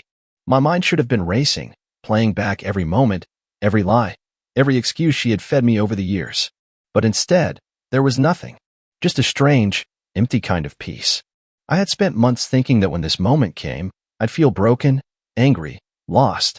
But now, as I drove through the quiet streets, all I felt was relief. Then my phone rang. I glanced at the screen. Unknown number. I already knew who it was. I let it ring. A minute later, another call. Then a message. Pick up the damn phone. I sighed, gripping the wheel tighter. I shouldn't have answered. I should have just kept driving, ignored her, let her drown in the mess she created. But some part of me, maybe the part that still wanted to see just how low she'd sink, made me press the answer button. The second the line connected, her voice hit me like nails on glass. You think this is funny, Logan? She hissed, her breath ragged. Humiliating me in front of everyone? Was that your little revenge plan? I stared at the road ahead, my voice flat. No, Emily. That was just the truth finally catching up to you. She let out a sharp laugh, but there was no humor in it. Just venom. You were such a petty little man. You knew our marriage was over. You knew I wasn't happy. And instead of handling it like an adult, you pull some pathetic stunt like this. I clenched my jaw. You think cheating on me for months was handling it like an adult? Silence. Just the sound of her breathing through the receiver. Then, softer this time, almost pleading. Logan, listen. I messed up, okay? I got caught up in something, and I didn't know how to stop it. But you didn't have to do this. Not like this. I shook my head. You have no idea how many times I wanted to believe you, Emily. How many times I told myself that maybe I was the one overthinking. Maybe I was the one being paranoid. But deep down, I always knew. I just didn't want to see it. She sniffed. Was she actually crying? You don't understand, Logan. You never tried to understand. You just let things fall apart. My grip tightened on the wheel. No, Emily. You burned it down. Another silence. Then, barely a whisper. So that's it. You're just done. I exhaled slowly. I've been done for a long time. I just didn't realize it until tonight. She didn't respond right away. Then, in a voice so sharp it cut through me like a blade, she spat. You're going to regret this. I let out a quiet laugh. No, Emily.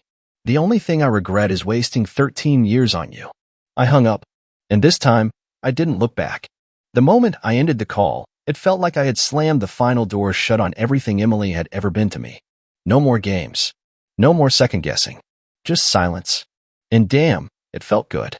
The city stretched out ahead of me, empty roads and flickering streetlights guiding me home, though home didn't really feel like the right word anymore. The house, the bed, the life I had shared with her, all of it felt tainted now, like a place where ghosts whispered reminders of my stupidity. I pulled into the driveway and killed the engine. For a moment, I just sat there, staring at the front door, trying to decide if I even wanted to step inside. Then, out of the corner of my eye, I saw movement. A figure standing near the porch. I tensed, my mind flashing to every worst-case scenario at once. Emily? Had she seriously followed me here? Or maybe Daniel, still trying to process what the hell had just happened? But as my headlights caught the silhouette, I realized it was neither of them. It was a woman. Not Emily. She stood with her arms crossed, shifting her weight from one foot to the other like she wasn't sure if she should be here. The second I stepped out of the car, she looked up, and my chest tightened. Ashley, my best friend's wife. Well, ex-wife now. We hadn't talked in months. Not since her marriage had blown up in a mess of betrayal almost as bad as mine. Her eyes scanned me, taking in whatever she saw on my face. Then, with a small, knowing smirk, she said, "Guess I'm not the only one who's single now." I let out a breath, running a hand through my hair. "What are you doing here, Ash?" She shrugged, glancing at the house. "Figured you could use a drink." I hesitated. The last thing I needed was another complication, another emotional mess. But then again, maybe she was right. I stepped aside, nodding toward the door. "Come in." She smiled and followed me inside. And for the first time that night, I wasn't thinking about Emily at all. I locked the door behind us and tossed my keys on the counter. Ashley followed me into the kitchen, her heels clicking against the tile, her eyes scanning the place like she was searching for something, maybe signs of Emily still lingering in the air. She wouldn't find any. I had already erased her. Ashley leaned against the counter, arms folded, watching me as I pulled out a bottle of whiskey and 2 glasses. She looked different from the last time I'd seen her, sharper somehow, like a woman who had been through hell and come out the other side just a little colder, a little wiser. She took the glass from my hand and studied me. "You look like you just committed a murder." I smirked. "Worse." I told the truth. She raised an eyebrow, taking a sip. "That bad, huh?" I sat down at the table, rolling the glass between my fingers. She was celebrating with him. You know, our anniversary was last week, and tonight she was out toasting her freedom with some asshole she's been screwing for months. Ashley didn't look surprised. She had been in my position once before, after all. "Did you destroy her?" she asked, tilting her head. I let out a dry chuckle. "Oh yeah, DNA test. Right in front of her new guy. Completely nuked the fantasy she built." Ashley exhaled, shaking her head. "Damn. Wish I could have seen that." "Me too," I admitted.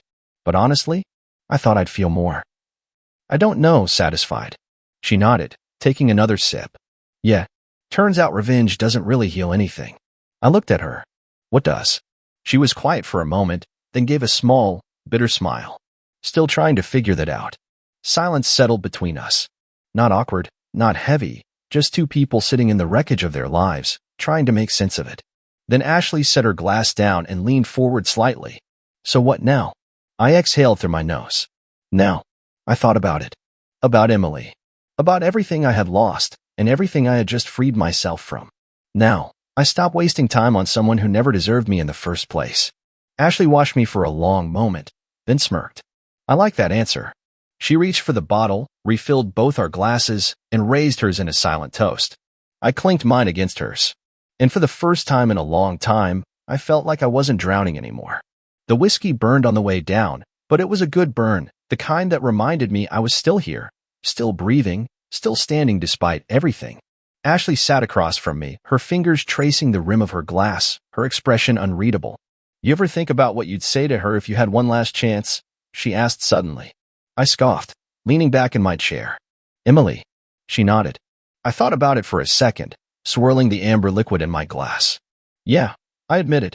"I'd tell her I hope she finally finds whatever the hell she was looking for, because it sure as hell wasn't me." Ashley tilted her head, considering that. "You think she regrets it?" I let out a humorless chuckle. "Emily? Regret? No. She only regrets getting caught." Ashley smirked, tapping her glass against mine again. "Cheers to that." We drank. The silence stretched, but it wasn't uncomfortable. Just 2 people who had been through the same war, sitting in the aftermath, trying to figure out what came next. Then Ashley sighed, setting her glass down. "You know, it's kind of funny." "What is?" She glanced at me, a knowing look in her eyes. "You and me. Sitting here, drinking over our exes." I smirked.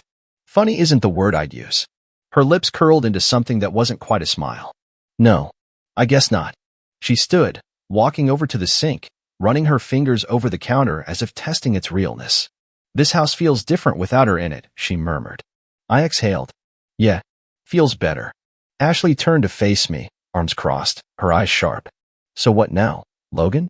You gonna be one of those bitter divorces who spends the next 5 years talking about how she ruined your life?" I smirked. "Nah, she doesn't get any more of my time."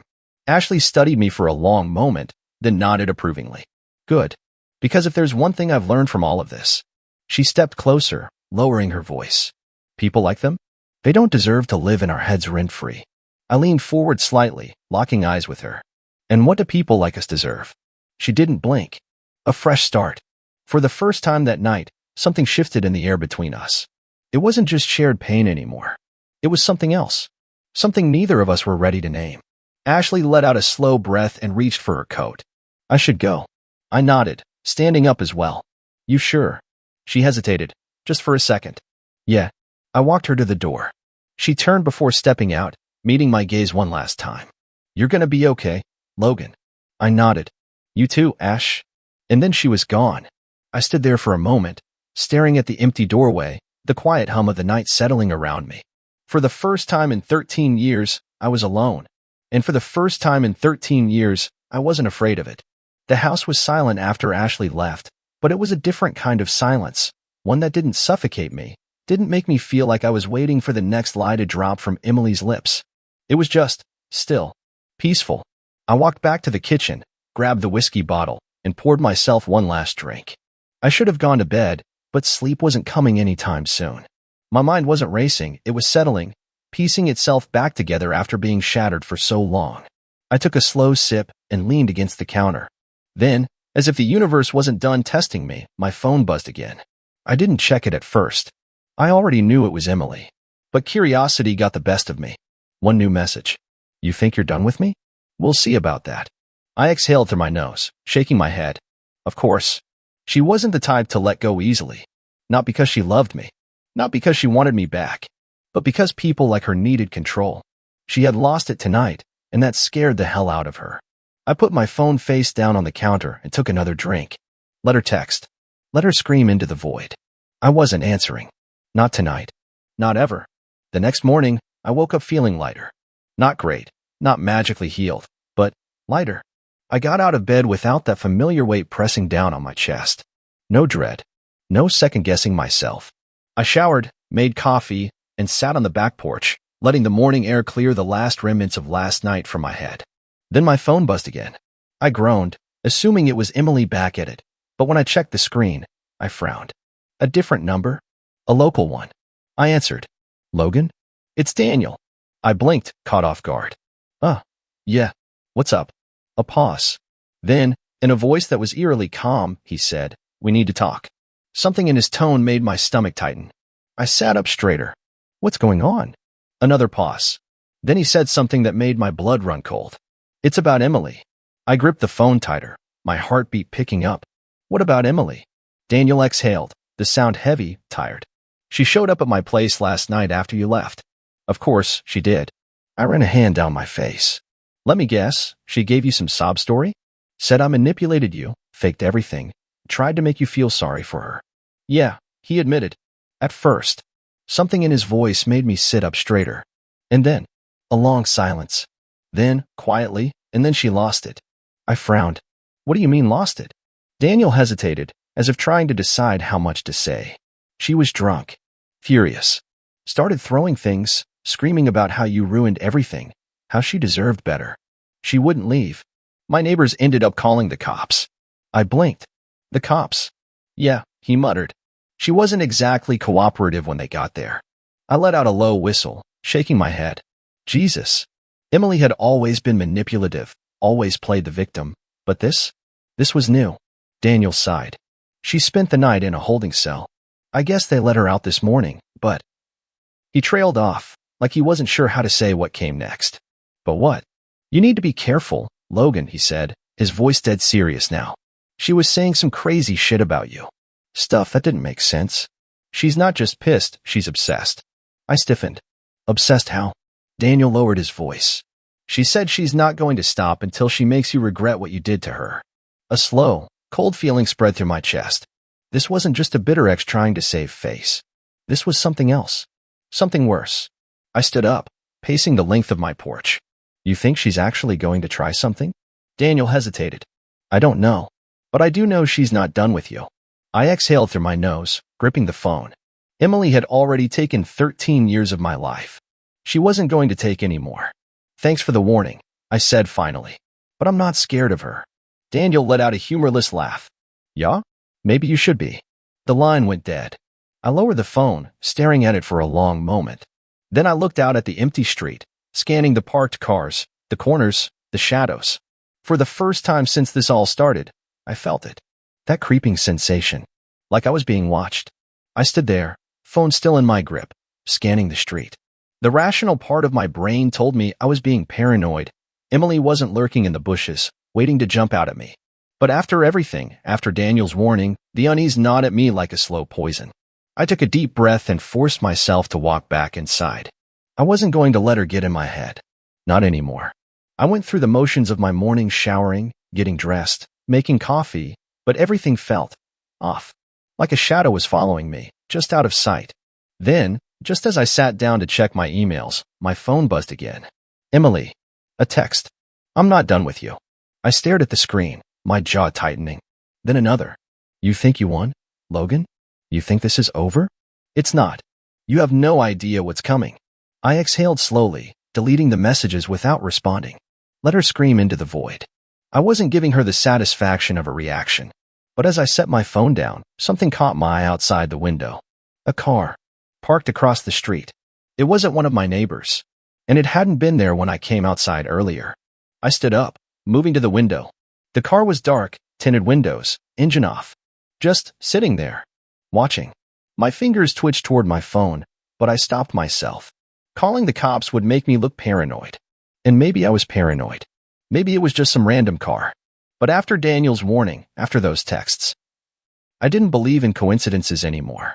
I grabbed my keys and walked out the front door, making sure to move casually, like I wasn't paying the car any attention. I strolled down my driveway, pretending to check my mailbox. Nothing. Then, just as I started walking back, the car's engine roared to life. And it sped off. I watched it disappear down the street, my pulse hammering. Emily. This wasn't over. It was just beginning. I stood there, watching the empty street long after the car had disappeared. My gut told me everything I needed to know. This wasn't random. This was Emily. Or someone working for her. I exhaled sharply and walked back inside, locking the door behind me. My hands were steady, but my mind was racing. She was escalating. She had lost control of the narrative, lost her grip on me, and now she was scrambling, trying to regain power in the only way she knew how: manipulation and intimidation. But I wasn't the same fool who had spent years believing her lies. I sat down at the kitchen table, my fingers drumming against the wood. I needed to get ahead of this. I opened my phone, scrolling through my contacts until I found the number I was looking for. Detective Callahan. We weren't friends, but we had crossed paths before, back when my buddy Alex went through his own divorce from a wife who thought irreconcilable differences meant trying to take everything he owned. I hit call. 2 rings. Then a gruff voice. Callahan. It's Logan Carter, I said. I need some advice. A pause. Emily. Yeah. She finally snapped? Something like that. Talk. I told him everything: Daniel's warning, the texts, the car outside. Callahan listened without interrupting, and when I finished, he sighed. She's not just pissed, he said. She's unraveling. I ran a hand through my hair. Yeah, I got that. You want my advice? Document everything. Every message, every call, every weird thing that happens. If this keeps up, we can start building a harassment case. I nodded, even though he couldn't see me. And if it escalates? Then we have enough to get a restraining order before she does something stupid. I clenched my jaw. She already has done something stupid. Then don't let her make you do something stupid in return. I exhaled. Got it. Good. Keep me updated. The call ended. I set my phone down, staring at it for a long moment. Emily wanted me to react. She wanted me to lash out, to get angry, to play into whatever twisted plan she had brewing in her head. I wasn't giving her that satisfaction, but I was going to be ready. Let her come. I'd be waiting. The next few days passed in a slow, tense blur. Emily hadn't called or texted again, but I knew better than to think she had given up.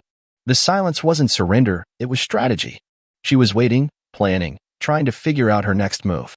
I documented everything, just like Callahan told me.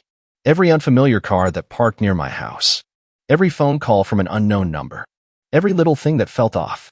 But the real hit came 3 nights later. I was asleep when the sound of shattering glass ripped me awake. My body reacted before my brain could catch up. I bolted out of bed, grabbing the baseball but I kept by my nightstand, my heart slamming in my chest. Another crash, The sound of something heavy hitting the floor downstairs. I moved fast, my footsteps silent as I crept toward the staircase. The living room light was on, someone had flipped the switch. And then I saw her. Emily. Standing in the middle of my house, barefoot, her eyes wild. A broken lamp lay at her feet, shards of glass glittering in the dim light. My grip tightened around the bat. What the hell are you doing? She turned to face me, and for the first time since all of this started, I saw it. She wasn't just angry. She was unhinged. You ruined my life, she whispered. I let out a short laugh, but there was no humor in it. Are you serious? You think you can just walk away? She hissed, stepping closer. You think you can just humiliate me, destroy everything, and live your life like nothing happened? I know I can, I said flatly. Her face twisted. You don't get to win, Logan. You don't deserve to win. She lunged for me. I moved before she could reach me, stepping back, keeping the bat between us. Emily, get out of my house. She laughed, a broken, hollow sound. Or what? You gonna hit me? You gonna be that guy? I shook my head. No. But the cops will drag your ass out of here if you don't leave now. Something flickered in her eyes, realization, maybe. She was cornered. She had no power here. Then, suddenly, the fight drained out of her. She exhaled sharply, shaking her head. I loved you, Logan. I met her gaze, my voice calm, final. No, Emily. You love control. Her jaw clenched. For a second, I thought she might try something again. But then she turned, storming toward the door. She paused before stepping outside, her hand gripping the frame. This isn't over, she muttered. I didn't reply. I just watched as she walked out into the night. I locked the door behind her. And this time, I knew she wasn't coming back. The restraining order was easy to get after that. Callahan handled everything, and within days, Emily was legally required to stay the hell away from me. Daniel moved out of the city. He wanted a fresh start, somewhere without Emily's shadow hanging over him. I couldn't blame him. As for me, I was finally free. No more lies. No more manipulation. No more wasting my life on someone who never deserved it in the first place. And for the first time in 13 years, I wasn't just surviving. I was living. I nearly choked on my beer while sitting in a strip club, the dark hum of music and laughter fading into static. There she was, Samantha, my wife of 12 years, stepping onto the stage. For a second, I thought I was hallucinating. Maybe it was the dim lights or the alcohol, but when she began to sway to the music, all doubt evaporated. The room felt suffocating.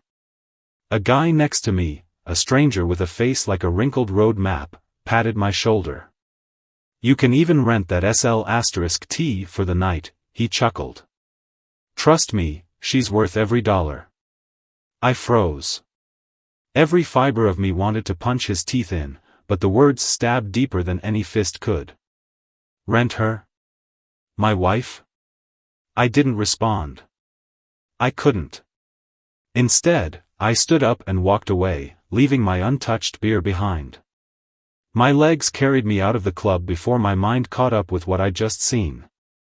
The cold night air hit me like a slap. I didn't even make it to my car. My stomach churned, and I retched on the curb. Questions hammered my brain. What the hell is going on? How long has this been happening?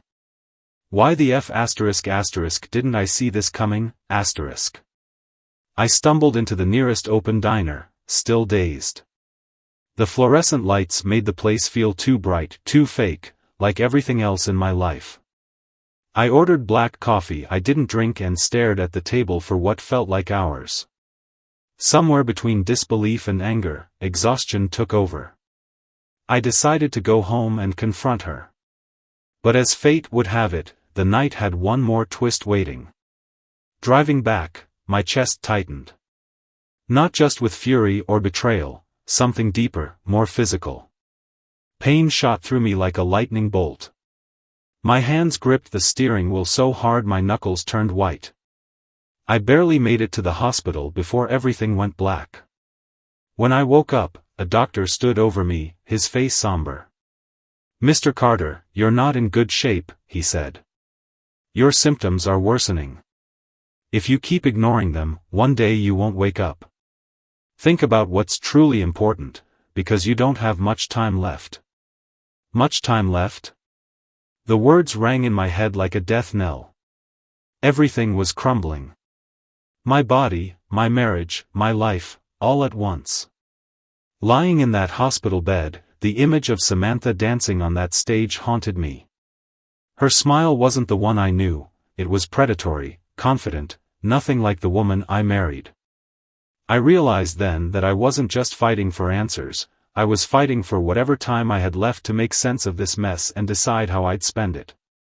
And I wouldn't waste another second being a fool. When I was discharged the next morning, the world felt different, colder, harsher. The doctor's words hung heavy in my mind, "You don't have much time left." I didn't know how much time I had, but I sure as hell wasn't going to spend it being lied to. Samantha had secrets, and it was time I uncovered them. The drive home was a blur. My thoughts kept circling back to that strip club. How long had she been doing this? Did she ever care about me, or had she just been playing a role all these years? The memories of her laughing at my bad jokes, pretending to care about my long workdays, now felt like a mockery. When I got home, the house was quiet, eerily so. Samantha's car wasn't in the driveway, and I felt a strange mix of relief and anger. Relief because I didn't have to face her immediately, and anger because I didn't know where she was. I walked inside, noting the little details I'd ignored before, a faint smell of perfume I didn't recognize, a pile of mail she hadn't touched, and a lingering sense of detachment in everything she'd done lately. I wasn't the kind of guy to snoop, but desperate times called for desperate measures. Starting in the bedroom, I rifled through drawers, closet corners, and shoe boxes. Nothing seemed out of the ordinary until I opened her laptop. She'd left it unlocked, an oversight that spoke volumes about her confidence. My fingers trembled as I clicked on her messages. There they were, a slew of texts with some guy named Ryan. I didn't know Ryan, but judging by their tone, he knew my wife intimately. The messages were disgusting, full of innuendos and plans for secret meetups. One line stood out like a knife to my gut, "Can't wait to see you at the club tonight. You always steal the show." My chest tightened again, but this time, I welcomed the pain. It grounded me, made the betrayal feel real. I took screenshots of everything, sending them to my email. If Samantha thought I'd crumble quietly, she didn't know me at all. The door opened downstairs, and I heard her voice. "David? Are you home?" She sounded cheerful, oblivious. For a second, I considered waiting, letting her dig her own grave with lies. But I was done waiting. "I'm upstairs," I called out, my voice colder than I intended. Samantha appeared in the doorway moments later, her smile faltering as she saw me with her laptop. "What are you doing?" she asked, her tone suddenly defensive. I didn't answer immediately. Instead, I stared at her, taking in the woman I thought I knew. She wore a tight-fitting dress and heels, her hair perfectly done. It wasn't an outfit for grocery shopping or running errands, it was a costume for someone else. "What am I doing?" I repeated, standing up. "I could ask you the same thing. Or maybe I should ask Ryan." Her face went pale. "What are you talking about?" I grabbed my phone and showed her the screenshots. "This. Don't insult me by pretending you don't know what I'm talking about." For a moment, she didn't say anything, her eyes darting between me and the phone. Then, to my astonishment, she laughed, a sharp, bitter sound that made my skin crawl. "So what if I've been talking to Ryan?" she snapped, crossing her arms. "You're hardly a saint, David. Always working late, always tired. You don't even look at me anymore." Her words hit me like bricks. "You're blaming me?" I said, my voice rising. "You're the one sneaking around, stripping for strangers, and God knows what else, and somehow this is my fault." "Oh, grow up," she spat, rolling her eyes. "Do you really think marriage is about love and loyalty? Get over yourself. Life's not some fairy tale." Her dismissiveness stung more than her betrayal. It was like she didn't even care enough to lie convincingly. I wanted to scream, to shake her until she admitted everything, but something inside me stopped. The doctor's warning flashed in my mind, think about what's truly important. Why? I asked quietly. Why would you do this to us? Samantha sneered. Because I'm bored, David. You're boring. This life is boring. Ryan makes me feel alive. The club makes me feel alive. You wouldn't understand. I stared at her, my heart breaking all over again. There was no remorse in her voice, no guilt. Just contempt. I hope it's worth it, I said, my voice steady now. Because I'm done. She laughed again, but there was an edge of nervousness this time. Oh, please. You don't have the guts to leave. Where would you go? What would you do? You need me more than I need you. Her arrogance was the final straw. We'll see about that, I said, grabbing my keys and walking past her. As I drove away, a strange calm settled over me. Samantha was right about one thing, life wasn't a fairy tale. But that didn't mean I had to stay trapped in her nightmare. I didn't go far after leaving the house. I parked in an empty lot under a streetlight, staring at the steering wheel as my mind raced. Samantha's words echoed in my head, you need me more than I need you.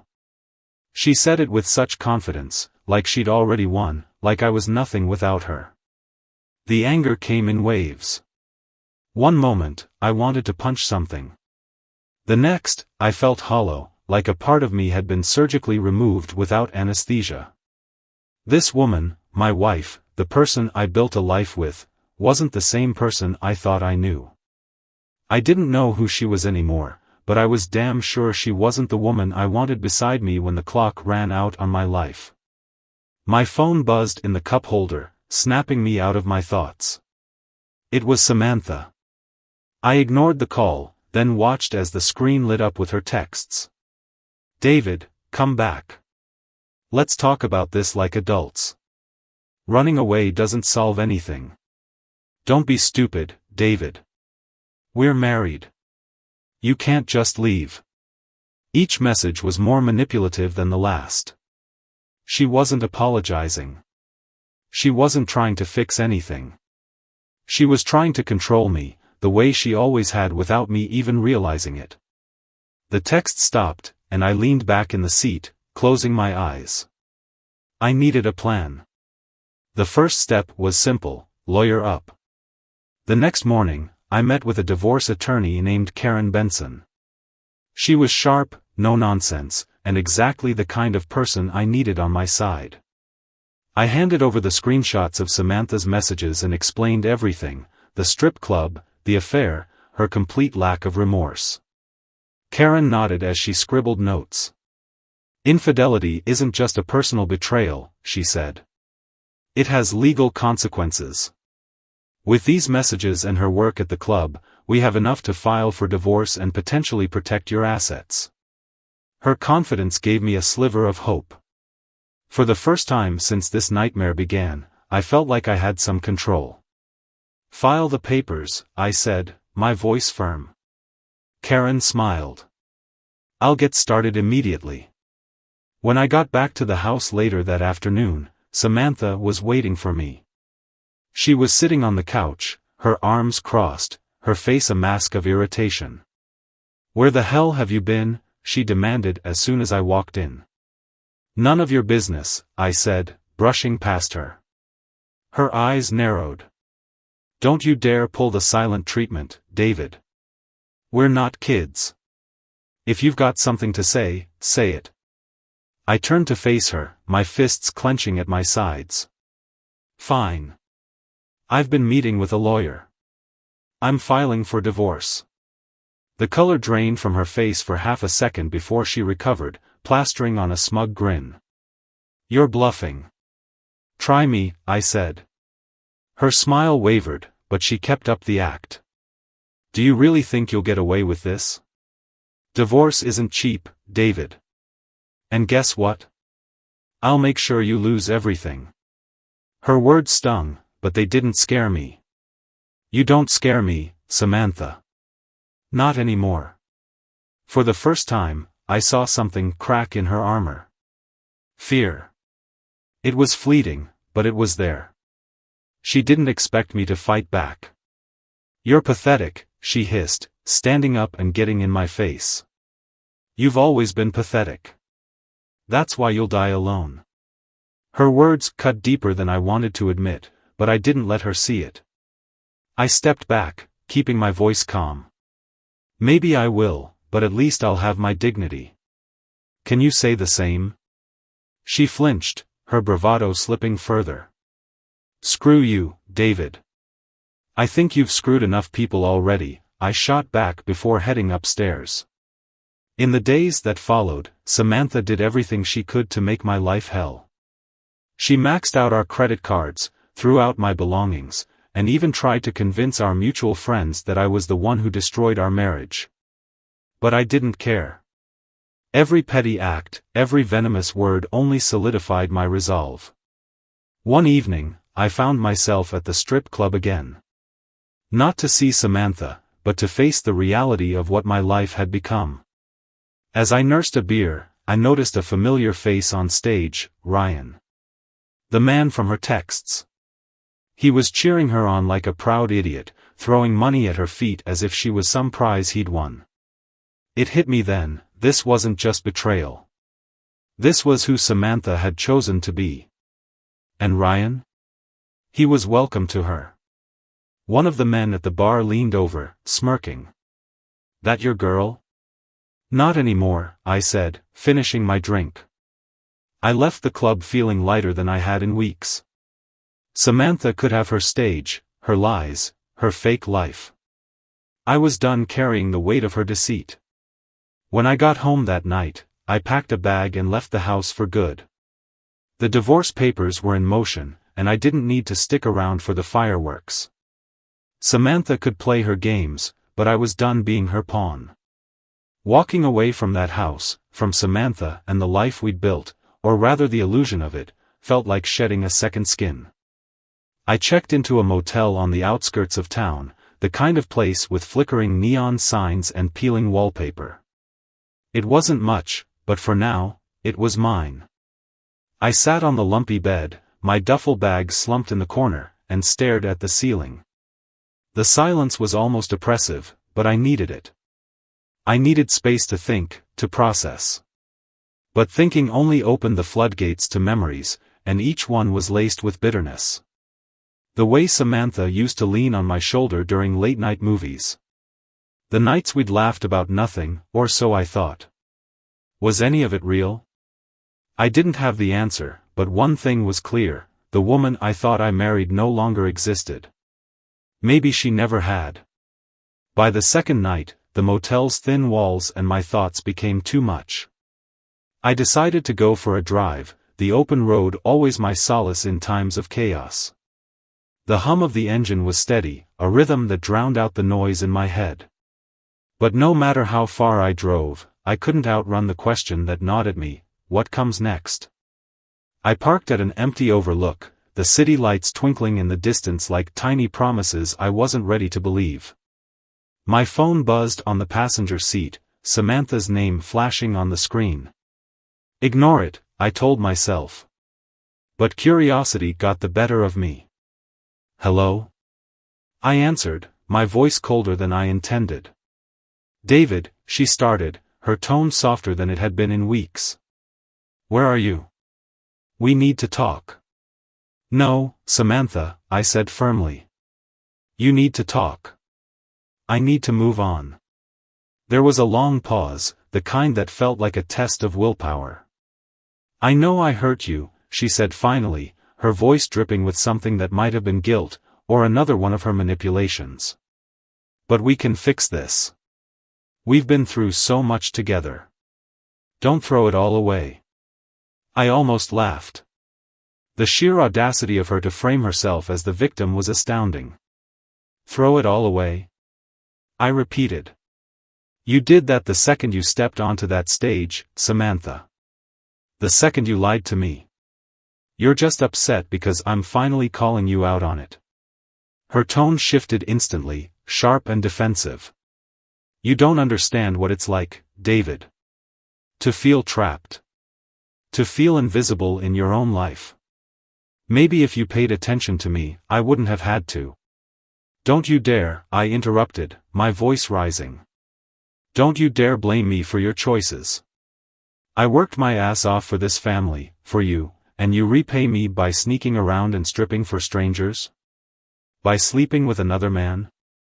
Silence on the other end. Then, in a quieter voice, I didn't sleep with him. I didn't believe her for a second. You think that makes it better? You think that erases the lies, the betrayal? David, please, she said, but I'd had enough. Don't call me again, I said, hanging up before she could respond. I sat there for a while, staring at the dark horizon. The conversation should have left me feeling satisfied, vindicated even. Instead, it only deepened the pit in my stomach. Samantha wasn't sorry. She wasn't remorseful. She was only sorry she got caught. The next day, I returned to the house to grab the rest of my things. I timed it carefully, making sure Samantha wouldn't be there. I didn't need another screaming match, and I certainly didn't want to hear more excuses. As I packed, I noticed how hollow the house felt. The walls that once echoed with laughter now seemed to mock me with their silence. I found little reminders of the life we'd shared, a photo of us on our anniversary trip to the mountains, a postcard from her favorite art exhibit. I didn't know whether to laugh or cry, so I did neither. I just kept packing. Then I found something that stopped me cold. In the back of the closet, buried under a pile of clothes, was a small lockbox. I'd never seen it before, and it wasn't mine. My curiosity got the better of me, and I pried it open with a screwdriver from the garage. Inside were wads of cash, thousands of dollars, and a cheap burner phone. My stomach churned as I flipped through the phone's messages. They were worse than anything I'd imagined. Not just conversations with Ryan, but with multiple men. They weren't just flirtatious, they were transactional. My blood ran cold as I realized what Samantha had been doing. The strip club wasn't just a performance, it was a front. This wasn't just an affair. It was something darker, uglier, and far more dangerous. Suddenly, the house didn't feel like mine anymore. It felt like a crime scene. I stuffed the lockbox into my bag and left without looking back. I sat in my motel room that night, staring at the evidence. The money, the phone, the texts, they painted a picture of a woman I didn't recognize. It was clear now that Samantha's betrayal ran deeper than I ever thought possible. But this time, I wasn't going to let anger or heartbreak paralyze me. This time, I was going to do something about it. I couldn't sleep that night, staring at the burner phone and the stack of cash as if they might come alive and explain themselves. The messages on the phone swirled in my mind, painting a grotesque picture of Samantha's double life. Stripping wasn't just a hobby or a cry for attention, it was a gateway to something darker, more deliberate. She wasn't just lying to me, she was running a side hustle, and I couldn't even fathom the depths of her deceit. I needed answers. At first, I thought about going straight to the police, but then I hesitated. What if this wasn't enough? What if Samantha had covered her tracks so well that I ended up looking like a spiteful husband trying to ruin his wife's life? No, I needed more than suspicion. So, I did something I never thought I'd do, I called a private investigator. The next morning, I met with Marcus Hale in a nondescript coffee shop downtown. Marcus was a former cop turned PI, with sharp eyes that seemed to see through me as soon as I sat down. What exactly are we looking for? He asked, flipping open a battered notepad. I slid the burner phone and the cash across the table. My wife's been lying to me for months. Stripping, having an affair. But this? I gestured to the evidence. This feels bigger than just cheating. I need to know what she's involved in. Marcus nodded, his expression unreadable. I'll look into it. It might take a few days. In the meantime, lay low. Don't let her know you're on to her. That was the plan, until Samantha forced my hand.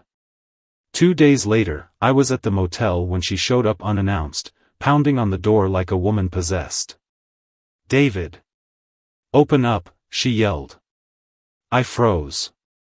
How the hell had she found me? When I opened the door, she stormed in, her face a mask of fury. You've been avoiding me, ignoring my calls. What are you doing? What am I doing? I shot back. What the hell are you doing, Samantha? She crossed her arms, her eyes narrowing. Don't play games with me. I know you've been snooping around. You had no right to go through my things. Your things? I laughed bitterly. Like the burner phone and the pile of cash hidden in our closet? What's that about, Samantha?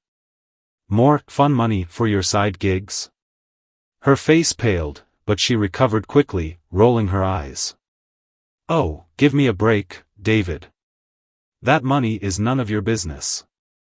You've always been so uptight, so controlling. Maybe I just wanted a little freedom. Freedom? I shouted, my patience snapping. Freedom to do what, Samantha? Sell yourself? Sleep around? Lie to me every single day? She smirked, and the look in her eyes made my stomach turn. If you're so miserable, why don't you just leave already? Her words hit harder than I expected. For a moment, I stood there, stunned by how easily she dismissed everything we'd built together. But then, I realized something. I didn't need her approval, her explanations, or even her lies anymore. I already have, I said quietly. She stared at me, her smirk fading. What's that supposed to mean? It means I'm done playing your games. The divorce papers are being processed, and I've got enough evidence to make sure you don't walk away from this unscathed.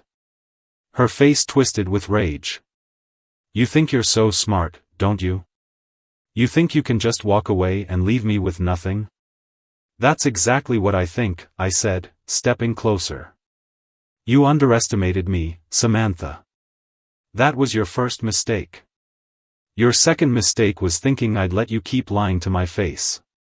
For a moment, she looked like she might say something else, but then she spun on her heel and stormed out, slamming the door behind her. The next morning, Marcus called with an update. You were right to suspect her, he said.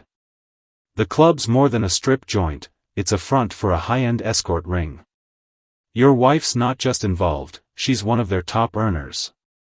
The words hit me like a freight train. Are you sure? I asked, even though I already knew the answer. I've got photos, financial records, even conversations between her and the club's manager. It's all here, David. She's in deep. I sat there, gripping the phone so tightly my knuckles turned white. What do I do now? That depends, Marcus said. Do you want to confront her, or do you want to take this straight to the authorities? The thought of confronting Samantha again made my blood boil, but I knew it wouldn't solve anything. This wasn't just about me anymore. She was part of something bigger, something dangerous. Go to the authorities, I said. Give them everything you've got. That evening, as I sat in my motel room, I felt a strange sense of closure. Samantha's betrayal had been like a knife to the heart, but now I understood the full scope of her deceit. She hadn't just betrayed me, she'd betrayed herself, throwing away any shred of decency for a life of lies and exploitation. I didn't know what the future held, but I knew one thing. I was done letting her control my life. As I stared out the window at the setting sun, I felt the weight of her betrayal lift ever so slightly. It wasn't much, but it was a start. The following days passed in a blur of tension and anticipation. I hadn't heard from Samantha since our last confrontation, and that silence felt more ominous than any screaming match. I avoided our house entirely, opting to let the divorce proceedings and Marcus's investigation handle the dirty work. Then came the call I'd been waiting for, this time, from a detective. "Mr. Carter? This is Detective Rowe with the County Police Department. We've been provided some evidence from your private investigator regarding the activities of the club your wife was involved with. I'd like to ask you a few questions." His voice was calm, almost clinical, but I could feel the weight behind it. Samantha wasn't just playing a dangerous game, she was about to lose it. I met Detective Rowe at the station, handing over the burner phone and cash I'd taken from the lockbox. He listened carefully as I explained everything, how I found the phone, the messages, the hidden cash, and my discovery of Samantha's second life. "Your wife is involved in a larger operation than you might have realized," Rowe said, flipping through a file. "We've been investigating this club for months. It's not just an escort ring, it's linked to money laundering and potential trafficking. Your cooperation has given us the missing pieces to move forward." My stomach churned. I thought I knew the depths of Samantha's betrayal, but this was worse than I could have imagined. "What happens now?" I asked. "We're preparing to make arrests," Rowe replied. "Your wife will likely be taken in for questioning, and given the evidence, she's facing significant charges. We'll need you to stay available in case we require further testimony." I left the station feeling both vindicated and hollow. Part of me wanted to celebrate that Samantha's lies had finally caught up with her, but another part couldn't ignore the weight of it all. This wasn't just the end of my marriage, it was the unraveling of everything I thought I knew about her. 2 days later, the hammer came down. I was sitting in my motel room when my phone buzzed with a notification, local news. "Breaking, police raid local strip club in connection with escort ring, multiple arrests made."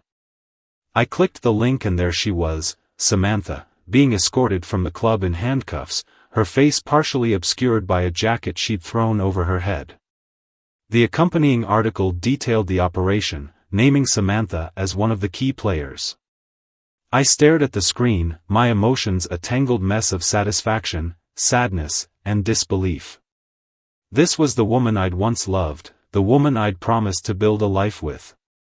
How had it come to this? The text started rolling in shortly after. Friends, colleagues, even distant relatives, all wanting to know if I'd seen the news. "Is this real?" one message read. "What the hell happened, David?" another asked. I ignored them all. I didn't have the energy to explain, nor did I owe anyone an explanation. Later that evening, my phone rang. It was Samantha's number, but I hesitated. Why would she be calling me now, from jail no less? Against my better judgment, I picked up. "David," her voice was shaky, raw. "I need your help." I laughed bitterly. "My help? After everything you've done, you think I'm going to swoop in and save you? Please, just listen," she pleaded. I didn't have a choice. Her voice broke. "They blackmailed me, David. They threatened me. I never wanted to hurt you, but I didn't know how to get out." Her words hung in the air, heavy with desperation. For a moment, I felt a flicker of sympathy.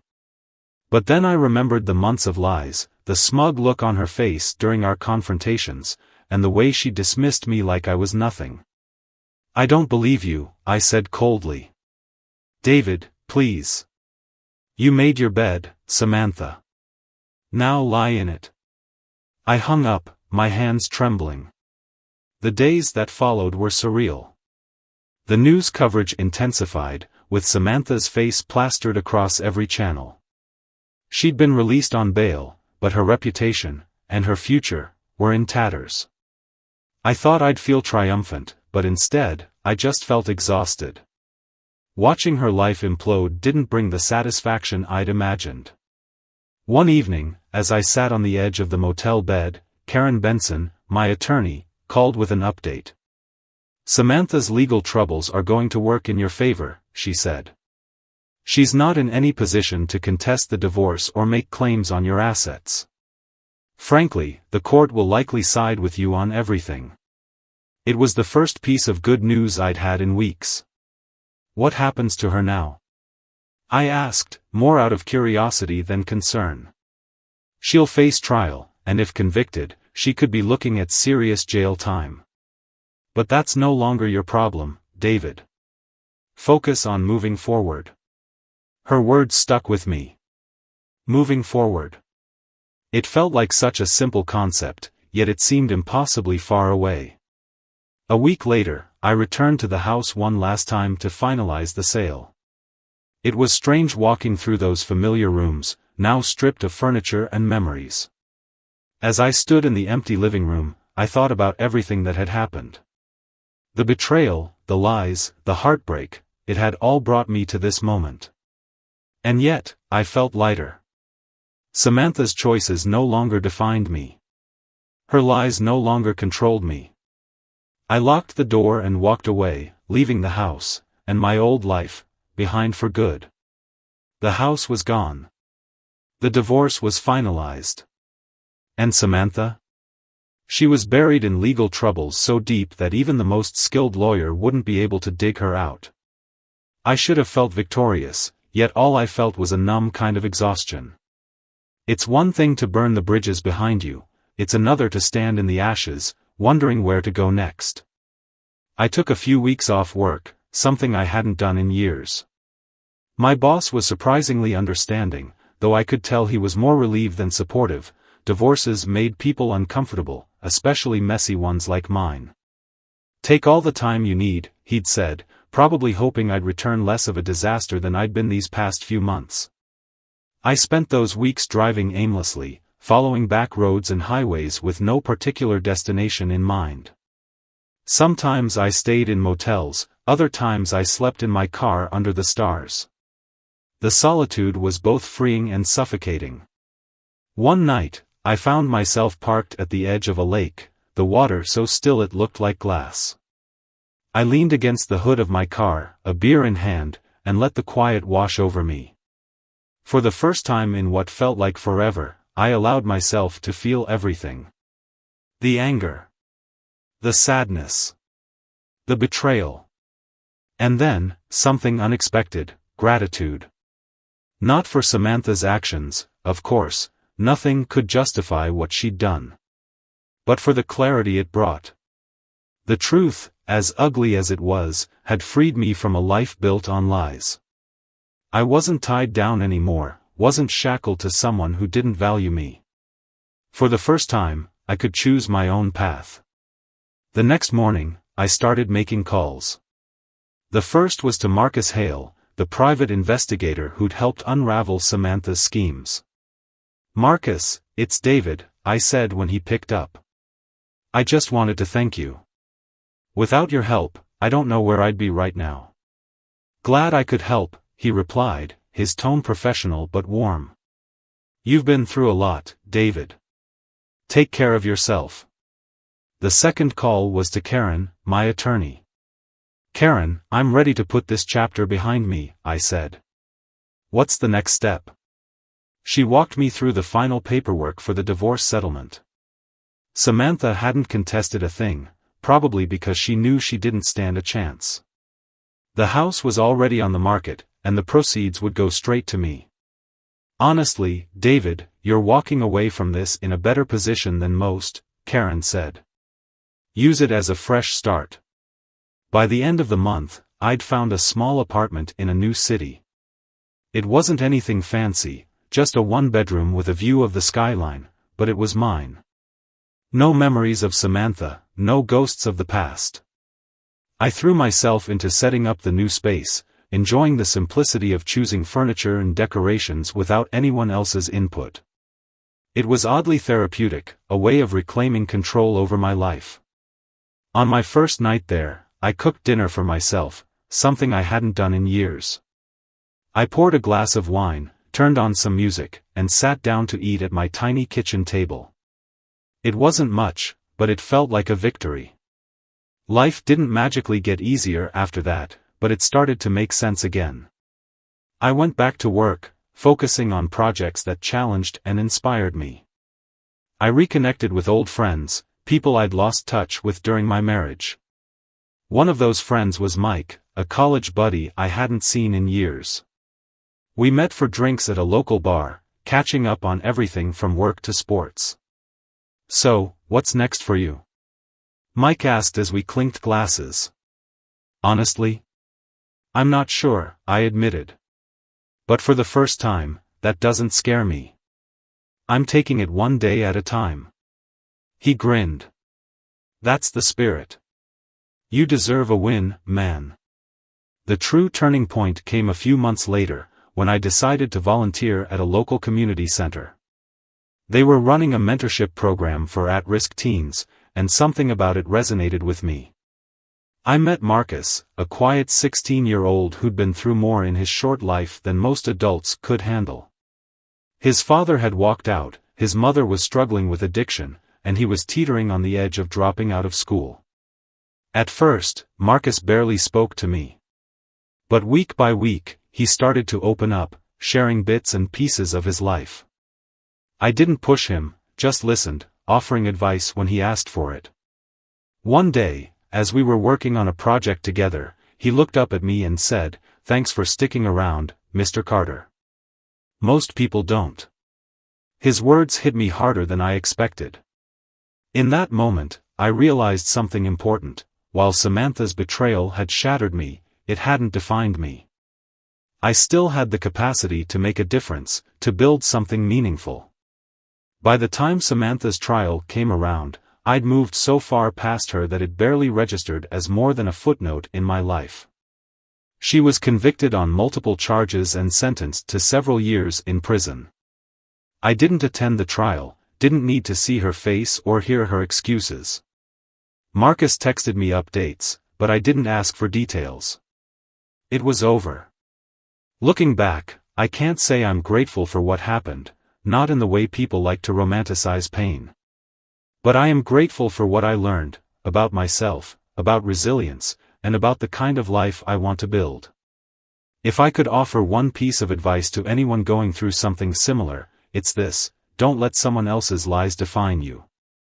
You're stronger than you think, and there's always a way forward. And sometimes, the best revenge isn't anger or retribution, it's living a life they can't touch. Months had passed since the storm of my life settled into an uneasy calm. My new apartment felt like home, and my work at the community center gave me purpose. Samantha's conviction brought closure, and with her out of the picture, I was finally free to rebuild my life. Then, out of nowhere, the unexpected came knocking. It started with a simple envelope left at my door. No name, no return address, just my name scrawled in messy handwriting. I opened it cautiously, my stomach twisting as I pulled out a single sheet of paper. The message was short. "David, I know you think you've moved on, but there's something you don't know. Meet me at the park, 10 p.m. The bench near the fountain. It's about Samantha." My first thought was that it had to be some kind of scam or prank. But as I stared at the note, an uneasy feeling settled over me. What could possibly be left to say about Samantha? She was behind bars, her life in ruins. What could anyone gain from dragging me back into her mess? Against my better judgment, I decided to go. The park was quiet and dark when I arrived, the only sound coming from the trickling fountain. I spotted the bench and approached cautiously, every instinct screaming at me to turn around and walk away. Sitting there, shrouded in shadows, was a man I didn't recognize. He was older, his face weathered, but his posture was confident, calculated. He gestured for me to sit. "You're David Carter," he said, his voice low and gravelly. "Who are you?" I asked, keeping my distance. "Call me Frank," he said. "I worked with Samantha." I froze. "Worked with her how?" "She wasn't just some dancer at that club," Frank said. "She was my partner in an operation much bigger than you can imagine. And before you get any ideas, I'm not here to hurt you. In fact, I'm here to warn you." I sat down, my heart pounding. "Warn me about what?" Frank leaned closer, his eyes cold. Samantha wasn't just running an escort operation. She was skimming from the wrong people, people who don't forgive and forget. When she got arrested, it wasn't just you who walked away clean. You got lucky, David. But your luck's run out. My blood turned to ice. What are you talking about? She made deals with dangerous men, and when she couldn't deliver, she made you the scapegoat. Told them you knew everything, that you had the money. He chuckled darkly. Smart move, really.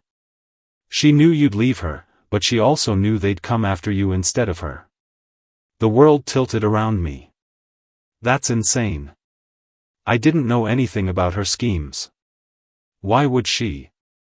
Because Samantha only ever cared about Samantha, Frank interrupted.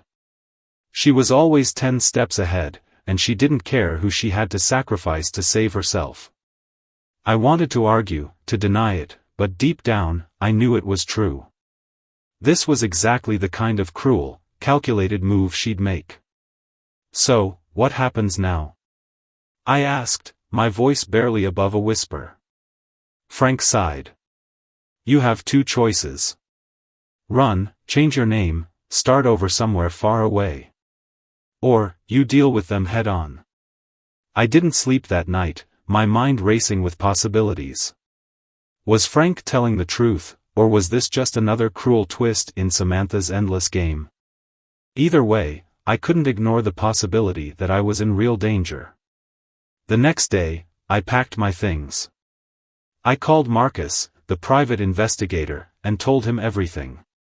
This isn't the kind of mess you want to handle alone, Marcus said. Let me make a few calls. By the time the sun set, I had a new name, a new identity, and a one-way ticket out of the city. Marcus's contacts worked fast, but I knew this wasn't just about paperwork. I was leaving everything behind, again. The last person I called before leaving was Karen, my attorney. David, this is serious, she said after I explained the situation. You're doing the right thing by disappearing. But make no mistake, this isn't over. People like that don't just forget. Her words stayed with me as I boarded the plane, carrying nothing but a small suitcase and a lifetime of shattered memories. Months later, I found myself in a small coastal town, working as a bartender under a name that still felt foreign on my tongue. The ocean air was crisp, the locals friendly, and for a while, I almost felt normal. But the past has a way of finding you. One evening, as I was closing the bar, a man walked in. He was tall, with a sharp suit and an even sharper gaze. Quiet place you've got here, he said, his voice calm but menacing. My blood ran cold. I'm just passing through, he continued, placing a small envelope on the counter. But I wanted to leave you something. A reminder that you can't run forever. I didn't open the envelope until he was gone. Inside was a single photo, me, sitting at the bar, smiling as I poured drinks. No words. Just a chilling reminder that Samantha's web of lies had caught me again, no matter how far I ran. That night, I stared out at the ocean, the crashing waves a stark contrast to the storm brewing inside me. For the first time, I realized this wasn't just about surviving Samantha's betrayal. It was about surviving the world she'd dragged me into. The thought hit me like a thunderclap, my life would never truly be mine again. And so, as the sun set over the horizon, I made my decision. This time, I wouldn't run. This time, I'd fight.